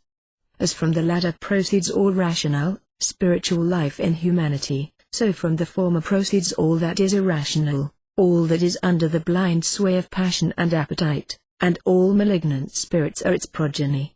In one respect all the Gnostics agreed, they all held, that there was a world purely emanating out of the vital development of God, a creation evolved directly out of the divine essence, far exalted above any outward creation produced by God's plastic power, and conditioned by pre-existing matter. They agreed in holding that the framer of this lower world was not the father of that higher world of emanation, but the demiurge, a being of a kindred nature with the universe framed and governed by him, and far inferior to that higher system and the further of it. But some, setting out from ideas which had long prevailed among certain Jews of Alexandria, supposed that the supreme God created and governed the world by his ministering spirits, by the angels. At the head of these angels stood one who had the direction and control of all, therefore called the artificer and governor of the world. This demiurge they compared with the plastic, animating, mundane spirit of Plato and Deuteros Theos, the Platonists, the Theos Genitos, who, moreover, according to the Timus of Plato, strives to represent the idea of the divine reason, in that which is becoming, as contradistinguished from that which is, and temporal. This angel is a representative of the supreme God. On the lower stage of existence, he does not act independently, but merely according to the ideas inspired in him by the supreme God, just as the plastic, mundane soul of the Platonists creates all things after the pattern of the ideas communicated. Nous, by the supreme reason, hostzon, the paradigma of the divine reason hypostatized. But these ideas transcend his limited essence. He cannot understand them. He is merely their unconscious organ, and therefore is unable himself to comprehend the whole scope and meaning of the work which Lie performs. As an organ under the guidance of a higher inspiration, he reveals higher truths than he himself can comprehend. The mass of the Jews, they held, recognized not the angel, by whom, in all the theophanies of the Old Testament, God revealed himself. They knew not the demiurge in his true relation to the hidden supreme God, who never reveals himself in the sensible world. They confounded the type and the archetype, the symbol and the idea. They rose no higher than the demiurge, they took him to be the supreme God himself.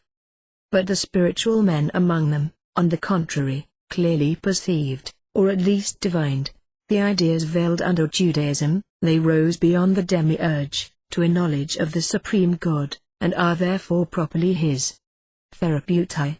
Worshippers, other Gnostics, who had not been followers of the Mosaic religion, but who had, at an earlier period, framed to themselves an Oriental gnosis, regarded the demiurge as a being absolutely hostile to the supreme God. He and his angels, notwithstanding their finite nature, wish to establish their independence. They will tolerate no foreign rule within their realm. Whatever of a higher nature descends into their kingdom, they seek to hold imprisoned there, lest it should raise itself above their narrow precincts. Probably, in this system, the kingdom of the demiurgic angels corresponded, for the most part, with that of the deceitful star spirits, who seek to rob man of his freedom, to beguile him by various arts of deception, and who exercise a tyrannical sway over the things of this world. Accordingly, in the system of these savans, the 7 planet spirits, and the 12 star spirits of the zodiac, who sprang from an irregular connection between the cheated Fatale and the spirit of darkness, play an important part in everything that is bad.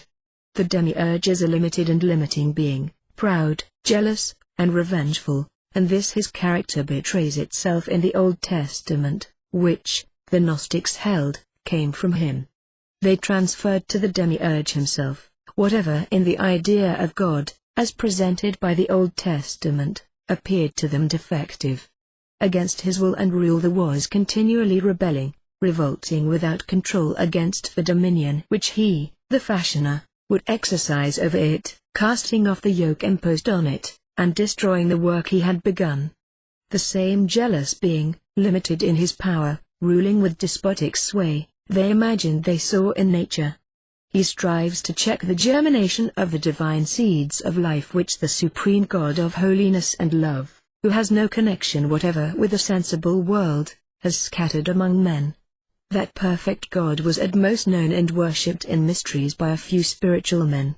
The Gospel of St. John is in great measure a polemic against the Gnostics, whose different sects, to solve the great problems, the creation of a material world by an immaterial being, the fall of man, the incarnation, the redemption and restoration of the spirits called men, admitted a long series of intelligences, intervening in a series of spiritual operations, and which they designated by the names, the beginning, the word, the only begotten, life, light, and spirit, ghost, in Greek, mo, and arch, logos, monogenes, zephs, and pneuma.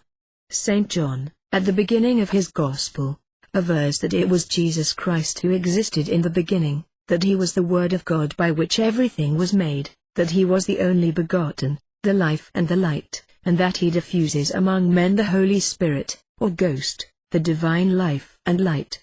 So the pleroma, plenitude or fullness, was a favorite term with the Gnostics, and truth and grace were the Gnostic eons, and the Simonians, Docts, and other Gnostics held that the eon Christ Jesus was never really, but only apparently clothed with a human body. But St. John replies that the Word did really become flesh, and dwelt among us, and that in him were the pleroma and truth and grace.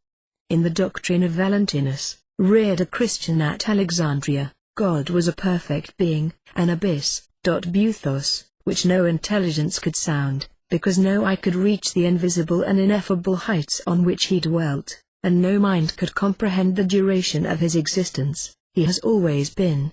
He is the primitive father and beginning and, the propator and pro-arch, he will be always, and does not grow old.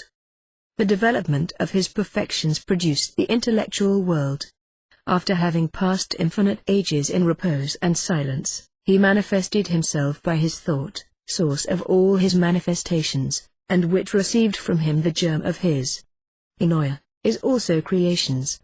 Being of his being, his thought, termed charis, grace or joy, and, or, sigoratan, silence or the ineffable. Its first manifestation was nous, the intelligence, first of the eons, commencement of all things, first revelation of the divinity, the monogenes, or only begotten, next, truth, Althea, his companion. Their manifestations were the word ... so, and theirs, man and the church, and logos, and life, and dot. Anthropos and ecclesia, and from these, other 12, 6 of whom were hope, faith, charity, intelligence, happiness, and wisdom, or, in the Hebrew, kestin, kina, amph, wananim, thades, and ubina.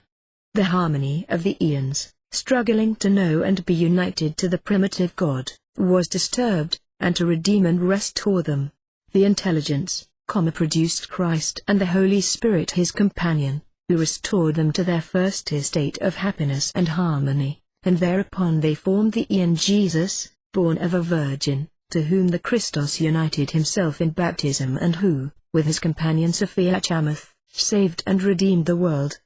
The Marcosians taught that the supreme deity produced by his words the common logos, or plenitude of eons. His first utterance was a syllable of 4 letters, each of which became a being, his second of 4, his third of 10, and his fourth of 12, 30 in all, which constituted the FPL Roma. The Valentinians, and others of the Gnostics, distinguished 3 orders of existences. First, the divine germs of life, exalted by their nature above matter, and akin to the Sophia, to the mundane soul and to the PL Roma: the spiritual natures, fusis pneumaticae, to d. The natures originating in the life, divided from the former by the mixture the psychical natures of the fusis psychicae, with which begins a perfectly new order of existence, an image of that higher mind and system, in a subordinate grade, and finally, 3d. The ungodlike or hylic nature, which resists all amelioration, and whose tendency is only to destroy, the nature of blind lust and passion. The nature of the relationship with God, the common pneumaticon, the spiritual, is essential. Homo agent, hence the life of unity, the undivided, the absolutely simple. Ausia henaik, moneids. Sakakoi, is disruption into multiplicity, the essence of the manifoldness, which, however, is subordinate to a higher unity, by which it allows itself to be guided, first unconsciously, then consciously. The essence of the Hulikoi, of whom Satan is the head, is the direct opposite to all unity, disruption and disunion in itself, without the least sympathy, without any point of coalescence whatever for unity, together with an effort to destroy all unity, to extend its own inherent disunion to everything, and to rend everything asunder. This principle has no power to posit anything, but only to negative. It is unable to create, to produce, to form, but only to destroy, to decompose. By Marcus, the disciple of Valentinus, the idea of logos to ontos, of a word, manifesting the hidden divine essence, in the creation, was spun out into the most subtle details, the entire creation being, in his view, a continuous utterance of the ineffable. The way in which the germs of divine life, the spermata pneumatica, which lie shut up in the eons, continually unfold and individualize themselves more and more, is represented as a spontaneous analysis of the several names of the ineffable, into their several sounds. An echo of the PL Roma falls down into the Hui, and becomes the forming of a new but lower creation. One formula of the pneumatical baptism among the Gnostics ran thus: in the name which is hidden from all the divinities and powers, of the demiurge, the name of truth, the Al-Ethel, self-manifestation of the Buthos, which Jesus of Nazareth has put on in the light zones of Christ, the living Christ, through the Holy Ghost, for the redemption of the angels, the name by which all things attain to perfection. The candidate then said, I am established and redeemed. I am redeemed in my soul from this world, and from all that belongs to it, by the name of, who has redeemed the soul of Jesus by the living Christ. The assembly then said, Peace, or salvation, to all on whom this name rests. The Boidionysos, torn in pieces, according to the Bacchic mysteries, by the Titans, was considered by the Manicheans as simply representing the soul, swallowed up by the powers of darkness, the divine life rent into fragments by matter, that part of the luminous essence of the primitive man, the protos-anthropos, of Mani, the proenanthropos, of the Valentinians, the Adam Kadmon of the Kabbalah, and the Kalamots of the Zendavesta, swallowed up by the powers of darkness, the mundane soul, mixed with matter, the seed of divine life, which had fallen into matter, and had thence to undergo a process of purification and development. The gnosis of Carpocrates and his son Epiphanes consisted in the knowledge of one supreme original being, the highest unity, from whom all existence has emanated, and to whom it strives to return. The finite spirits that rule over the several portions of the earth, seek to counteract this universal tendency to unity, and from their influence, their laws, and arrangements, proceeds all that checks, disturbs, or limits the original communion, which is the basis of nature, as the outward manifestation of that highest unity. These spirits, moreover, seek to retain under their dominion the souls which, emanating from the highest unity, and still partaking of its nature, have lapsed into the corporeal world, and have thus been imprisoned in bodies, in order, under their dominion, to be kept within the cycle of migration. From these finite spirits, the popular religions of different nations derive their origin. But the souls which, from a reminiscence of their former condition, soar upward to the contemplation of that higher unity, reach to such perfect freedom and repose, as nothing afterward can disturb or limit, and rise superior to the popular deities and religions. As examples of this sort, they name Pythagoras, Plato, Aristotle, and Christ. They made no distinction between the latter and the wise and good men of every nation. They taught that any other soul which could soar to the same height of contemplation, might be regarded as equal with him. Theophytes commenced their system with a supreme being, long unknown to the human race, and still so the greater number of men, the Komabuthos, or profundity, source of light, and of Adam Kadmon, the primitive man, made by the demigods, but perfected by the Supreme God by the communication to him of the Spirit. Pneuma. The first emanation was the thought of the Supreme Deity, the Enoia, the conception of the universe in the thought of God. This thought, called also silence, Psyche, produced the Spirit. Pneuma, mother of the living, and wisdom of God. Together with this primitive existence, matter existed also, the waters, darkness, abyss, and chaos, eternal like the spiritual principle.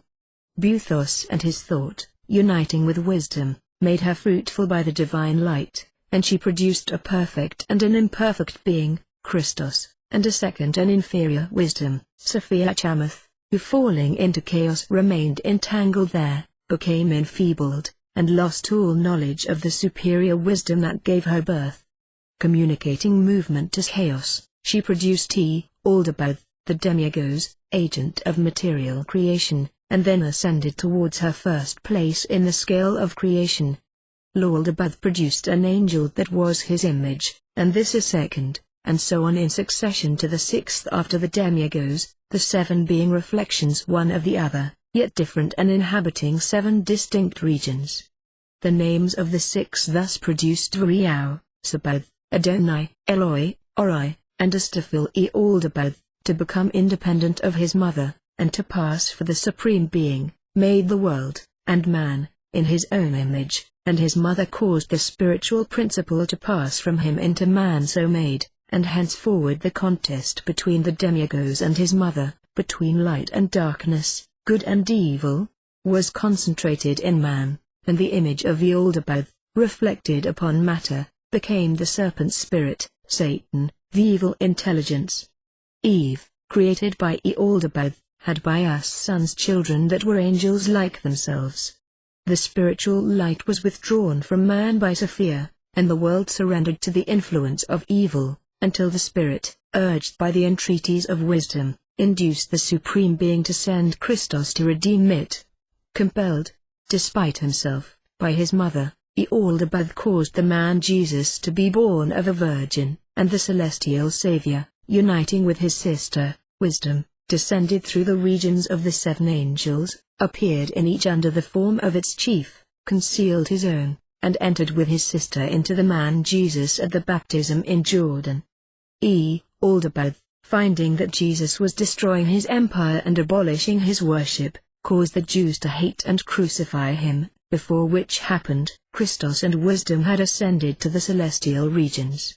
They restored Jesus to life and gave him an ethereal body, in which he remained 18 months on earth, and receiving from Wisdom the perfect knowledge, Gnosis, communicated it to a small number of his apostles, and then arose to the intermediate region inhabited by Aldebaoth, where, unknown to him, he sits at his right hand, taking from him the souls of light purified by Christos.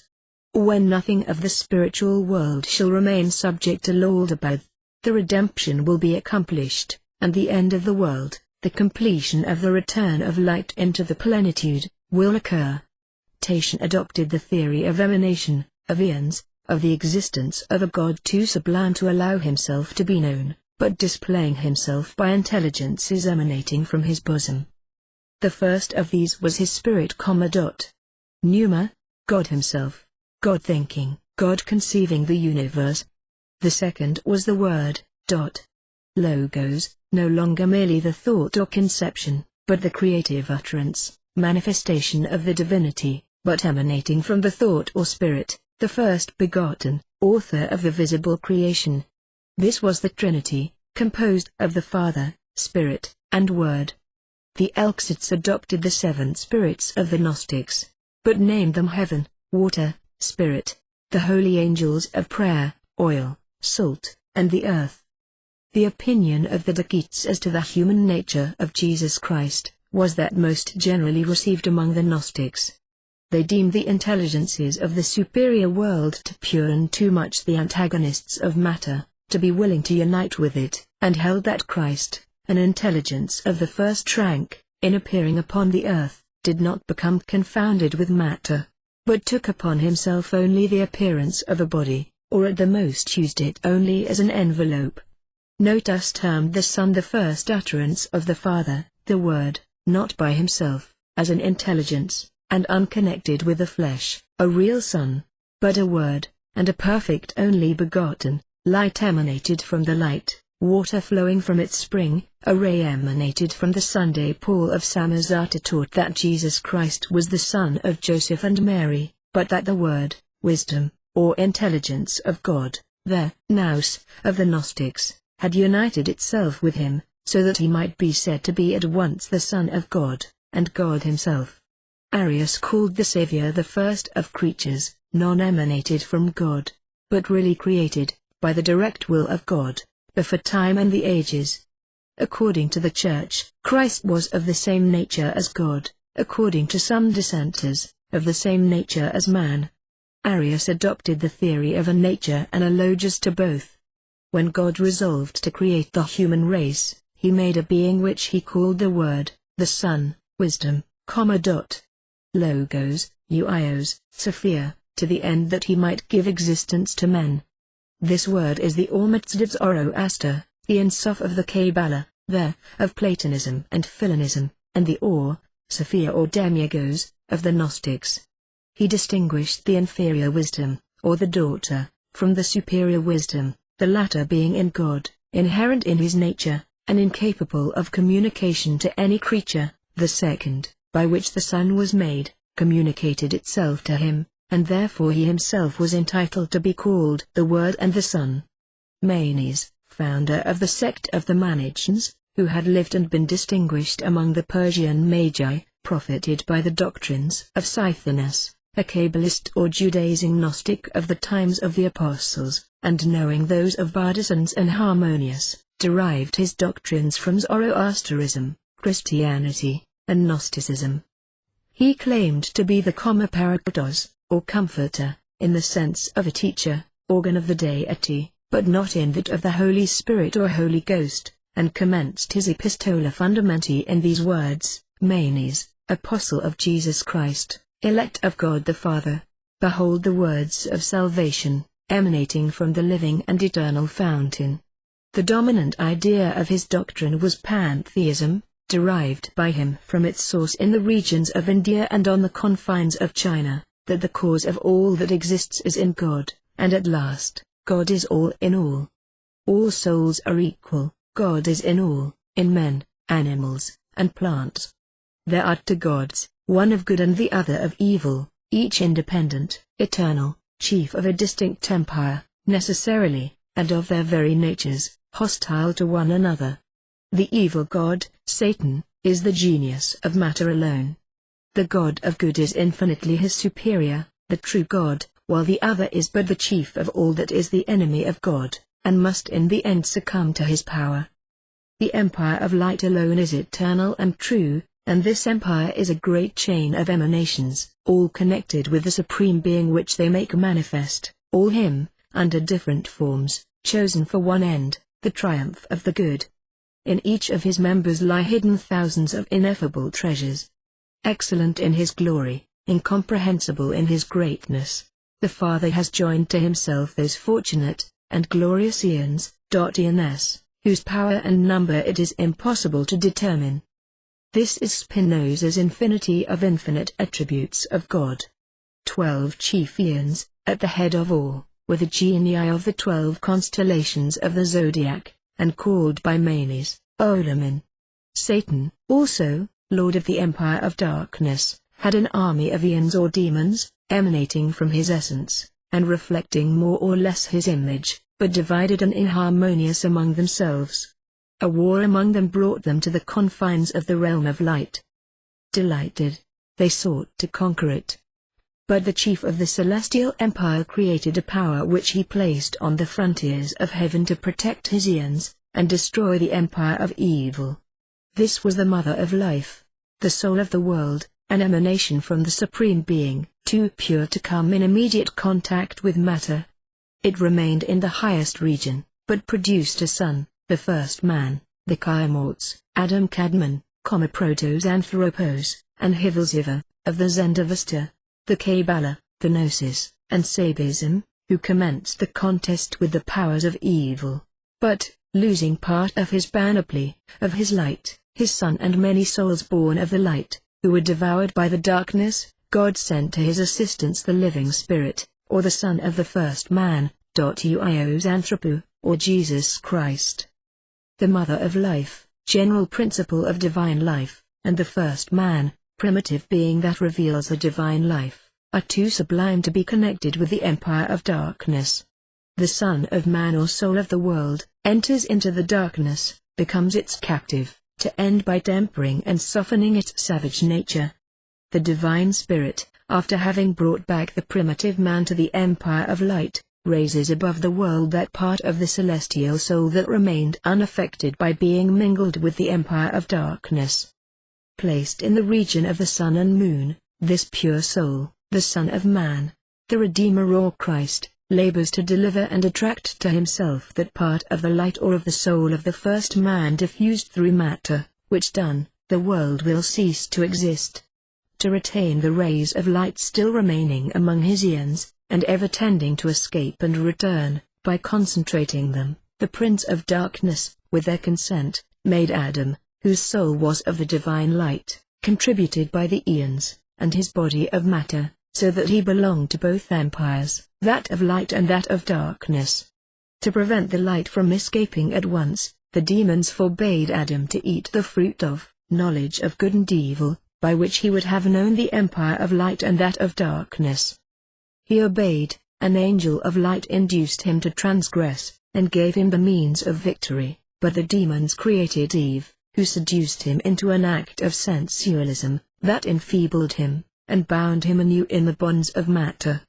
This is repeated in the case of every man that lives. To deliver the soul, captive in darkness, the principle of light, or genius of the sun, charged to redeem the intellectual world, of which he is the type, came to manifest himself among men. Light appeared in the darkness, but the darkness comprehended it not, according to the words of St. John. The light could not unite with the darkness. It but put on the appearance of a human body, and took the name of Christ in the Messiah, only to accommodate itself to the language of the Jews.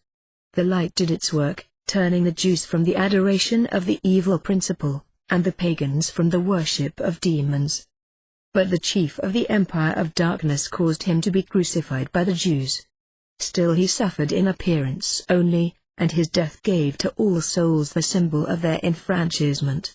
The person of Jesus having disappeared, there was seen in his place a cross of light, over which a celestial voice pronounced these words: "The cross of light is called the Word, Christ, the gate, joy, the bread, the Son, the resurrection, Jesus, the Father, the Spirit, life, truth, and grace." With the Priscillianists there were two principles, one the divinity, the other, primitive matter and darkness, each eternal. Satan is the son and lord of matter, and the secondary angels and demons, children of matter. Satan created and governs the visible world. But the soul of man emanated from God, and is of the same substance with God. Seduced by the evil spirits, it passes through various bodies, until, purified and reformed, it rises to God and is strengthened by His light. These powers of evil hold mankind in pledge, and to redeem this pledge, the Savior, Christ the Redeemer, came and died upon the cross of expiation, thus discharging the written obligation. He, like all souls, was of the same substance with God, a manifestation of the divinity, no forming a second person, unborn, like the divinity, and nothing else than the divinity under another form. It is useless to trace these vagaries further, and we stop at the frontiers of the realm of the 365,000 emanations of the mandates from the primitive light, Fiera Orfo and Jehovah, and return contentedly to the simple and sublime creed of Masonry. Such were some of the ancient notions concerning the deity, and taken in connection with what has been detailed in the preceding degrees, this lecture affords you a true picture of the ancient speculations. From the beginning until now, those who have undertaken to solve the great mystery of the creation of a material universe by an immaterial deity, have interposed between the two, and between God and man, divers manifestations of, or emanations from, or personified attributes or agents of, the great supreme God, who is coexistent with time and coextensive with space. The universal belief of the Orient was, that the Supreme Being did not himself create either the earth or man. The fragment which commences the book of Genesis, consisting of the first chapter and the 3 first verses of the second, assigns the creation, or rather the formation or modeling of the world from matter already existing in confusion, not to Allah, but to the Alim, well known as subordinate deities, forces, or manifestations, among the Phoenicians. The second fragment imputes it to Elim, and St. John assigns the creation to the Or word, and asserts that Christ was that word, as well as light and life, other emanations from the great primeval deity, to which other faiths had assigned the work of creation. An absolute existence, wholly immaterial, in no way within the reach of our senses, a cause, but not an effect that never was not, but existed during an infinity of eternities, before there was anything else except time and space, is wholly beyond the reach of our conceptions. The mind of man has wearied itself in speculations as to his nature, his essence, his attributes, and ended in being no wiser than it began. In the impossibility of conceiving of immateriality, we feel at sea and lost whenever we go beyond the domain of matter. And yet we know that there are power, the substance, or very self, of which the Elohim are the manifestations. Forces, causes, that are themselves not matter. We give them names, but what they really are, and what their essence, we are wholly ignorant. But, fortunately, it does not follow that we may not believe, or even know, that which we cannot explain to ourselves, or that which is beyond the reach of our comprehension. If we believed only that which our intellect can grasp, measure, comprehend, and have distinct and clear ideas of, we should believe scarce anything. The senses are not the witnesses that bear testimony to us of the loftiest truths. Our greatest difficulty is, that language is not adequate to express our ideas, because our words refer to things, and are images of what is substantial and material. If we use the word emanation, our mind involuntarily recurs to something material, flowing out of some other thing that is material, and if we reject this idea of materiality, nothing is left of the emanation but an unreality. The word thing itself suggests to us that which is material and within the cognizance and jurisdiction of the senses. If we cut away from it the idea of materiality, it presents itself to us as no thing, but an intangible unreality, which the mind vainly endeavors to grasp. Existence and being are terms that have the same color of materiality, and when we speak of a power or force, the mind immediately images to itself one physical and material thing acting upon another. Eliminate that idea, and the power or force, devoid of physical characteristics, seems as unreal as the shadow that dances on a wall, itself a mere absence of light, as spirit is to us merely that which is not matter. Infinite space and infinite time are the two primary ideas. We formalize them thus: add body to body and sphere to sphere, until the imagination wearies, and still there will remain beyond, a void, empty, unoccupied space, limitless, because it is void. Add event to event in continuous succession, forever and forever, and there will still remain, before and after, a time in which there was and will be no event, and also endless because it too is void. Thus these two ideas of the boundlessness of space and the endlessness of time seem to involve the ideas that matter and events are limited and finite. We cannot conceive of an infinity of worlds or of events, but only of an indefinite number of each, for as we struggle to conceive of their infinity, the thought ever occurs in despite of all our efforts: there must be space in which there are no worlds, there must have been time when there were no events. We cannot conceive how, if this earth moves millions of miles a million times repeated, it is still in the center of space, nor how, if we lived millions of ages and centuries, we should still be in the center of eternity, with still as much space on one side as on the other, with still as much time before us as behind, for that seems to say that the world has not moved nor we lived at all. Nor can we comprehend how an infinite series of worlds, added together, is no larger than an infinite series of atoms, or an infinite series of centuries no longer than an infinite series of seconds, both being alike infinite, and therefore one series containing no more nor fewer units than the other. Nor have we the capacity to form in ourselves any idea of that which is immaterial.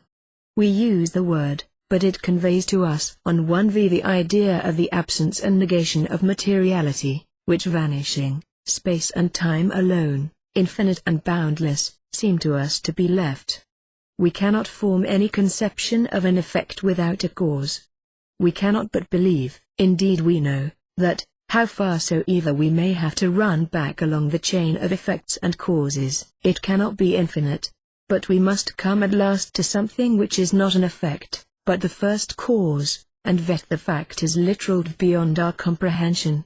The mind refuses to grasp the idea of self-existence, of existence without a beginning. As well expect the hair that grows upon our head to understand the nature and immortality of the soul. It does not need to go so far in search of mysteries, nor have we any right to disbelieve or doubt the existence of a great first cause, itself no effect, because we cannot comprehend it, because the words we use do not even express it to us adequately. We rub a needle for a little while, on a dark, inert mass of iron ore, that had lain idle in the earth for many centuries. Something is thereby communicated to the steel, we term it a virtue, a power, or a quality, and then we balance it upon a pivot, and, lo! Drawn by some invisible, mysterious power, one pole of the needle turns to the north, and there the same power keeps the same pole for days and years, will keep it there, perhaps, as long as the world lasts. Carry the needle where you will, and no matter what seas or mountains intervene between it and the north pole of the world.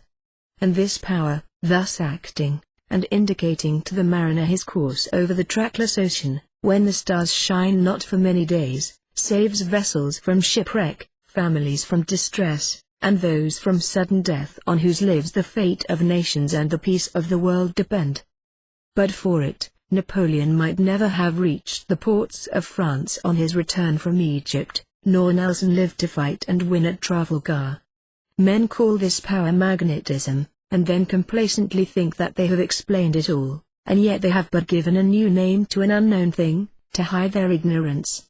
What is this wonderful power? It is a real, actual, active power, that we know and see.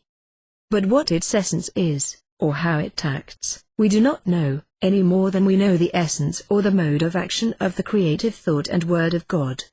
And again, what is that which we term galvanism and electricity, which, evolved by the action of a little acid on two metals, aided by a magnet, circles the earth in a second, sending from land to land the thoughts that govern the transactions of individuals and nations? The mind has formed no notion of matter, that will include it, and no name that we can give it, helps us to understand its essence and its being. It is a power, like thought and the will. We know no more. What is this power of gravitation that makes everything upon the earth tend to the center? How does it reach out its invisible hands toward the erratic meteor stones, arrest them in their swift course, and draw them down to the earth's bosom? It is a power. We know no more. What is that heat which plays so wonderful a part in the world's economy?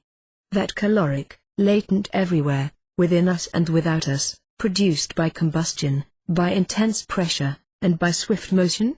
Is it substance, matter, spirit, or immaterial, a mere force or state of matter? And what is light? A substance, say the books, matter, that travels to us from the sun and stars, each ray separable into 7, by the prism, of distinct colors, and with distinct peculiar qualities and actions. And if a substance, what is its essence, and what power is inherent in it, by which it journeys incalculable myriads of miles, and reaches us 10,000 years or more after it leaves the stars? All power is equally a mystery. Apply intense cold to a drop of water in the center of a globe of iron, and the globe is shattered as the water freezes. Confine a little of the same limpid element in a cylinder which Enceladus or Typhon could not have risen asunder, and apply to it intense heat, and the vast power that couched latent in the water shivers the cylinder to atoms. A little shoot from a minute seed, a shoot so soft and tender that the least bruise would kill it, forces its way downward into the hard earth, to the depth of many feet.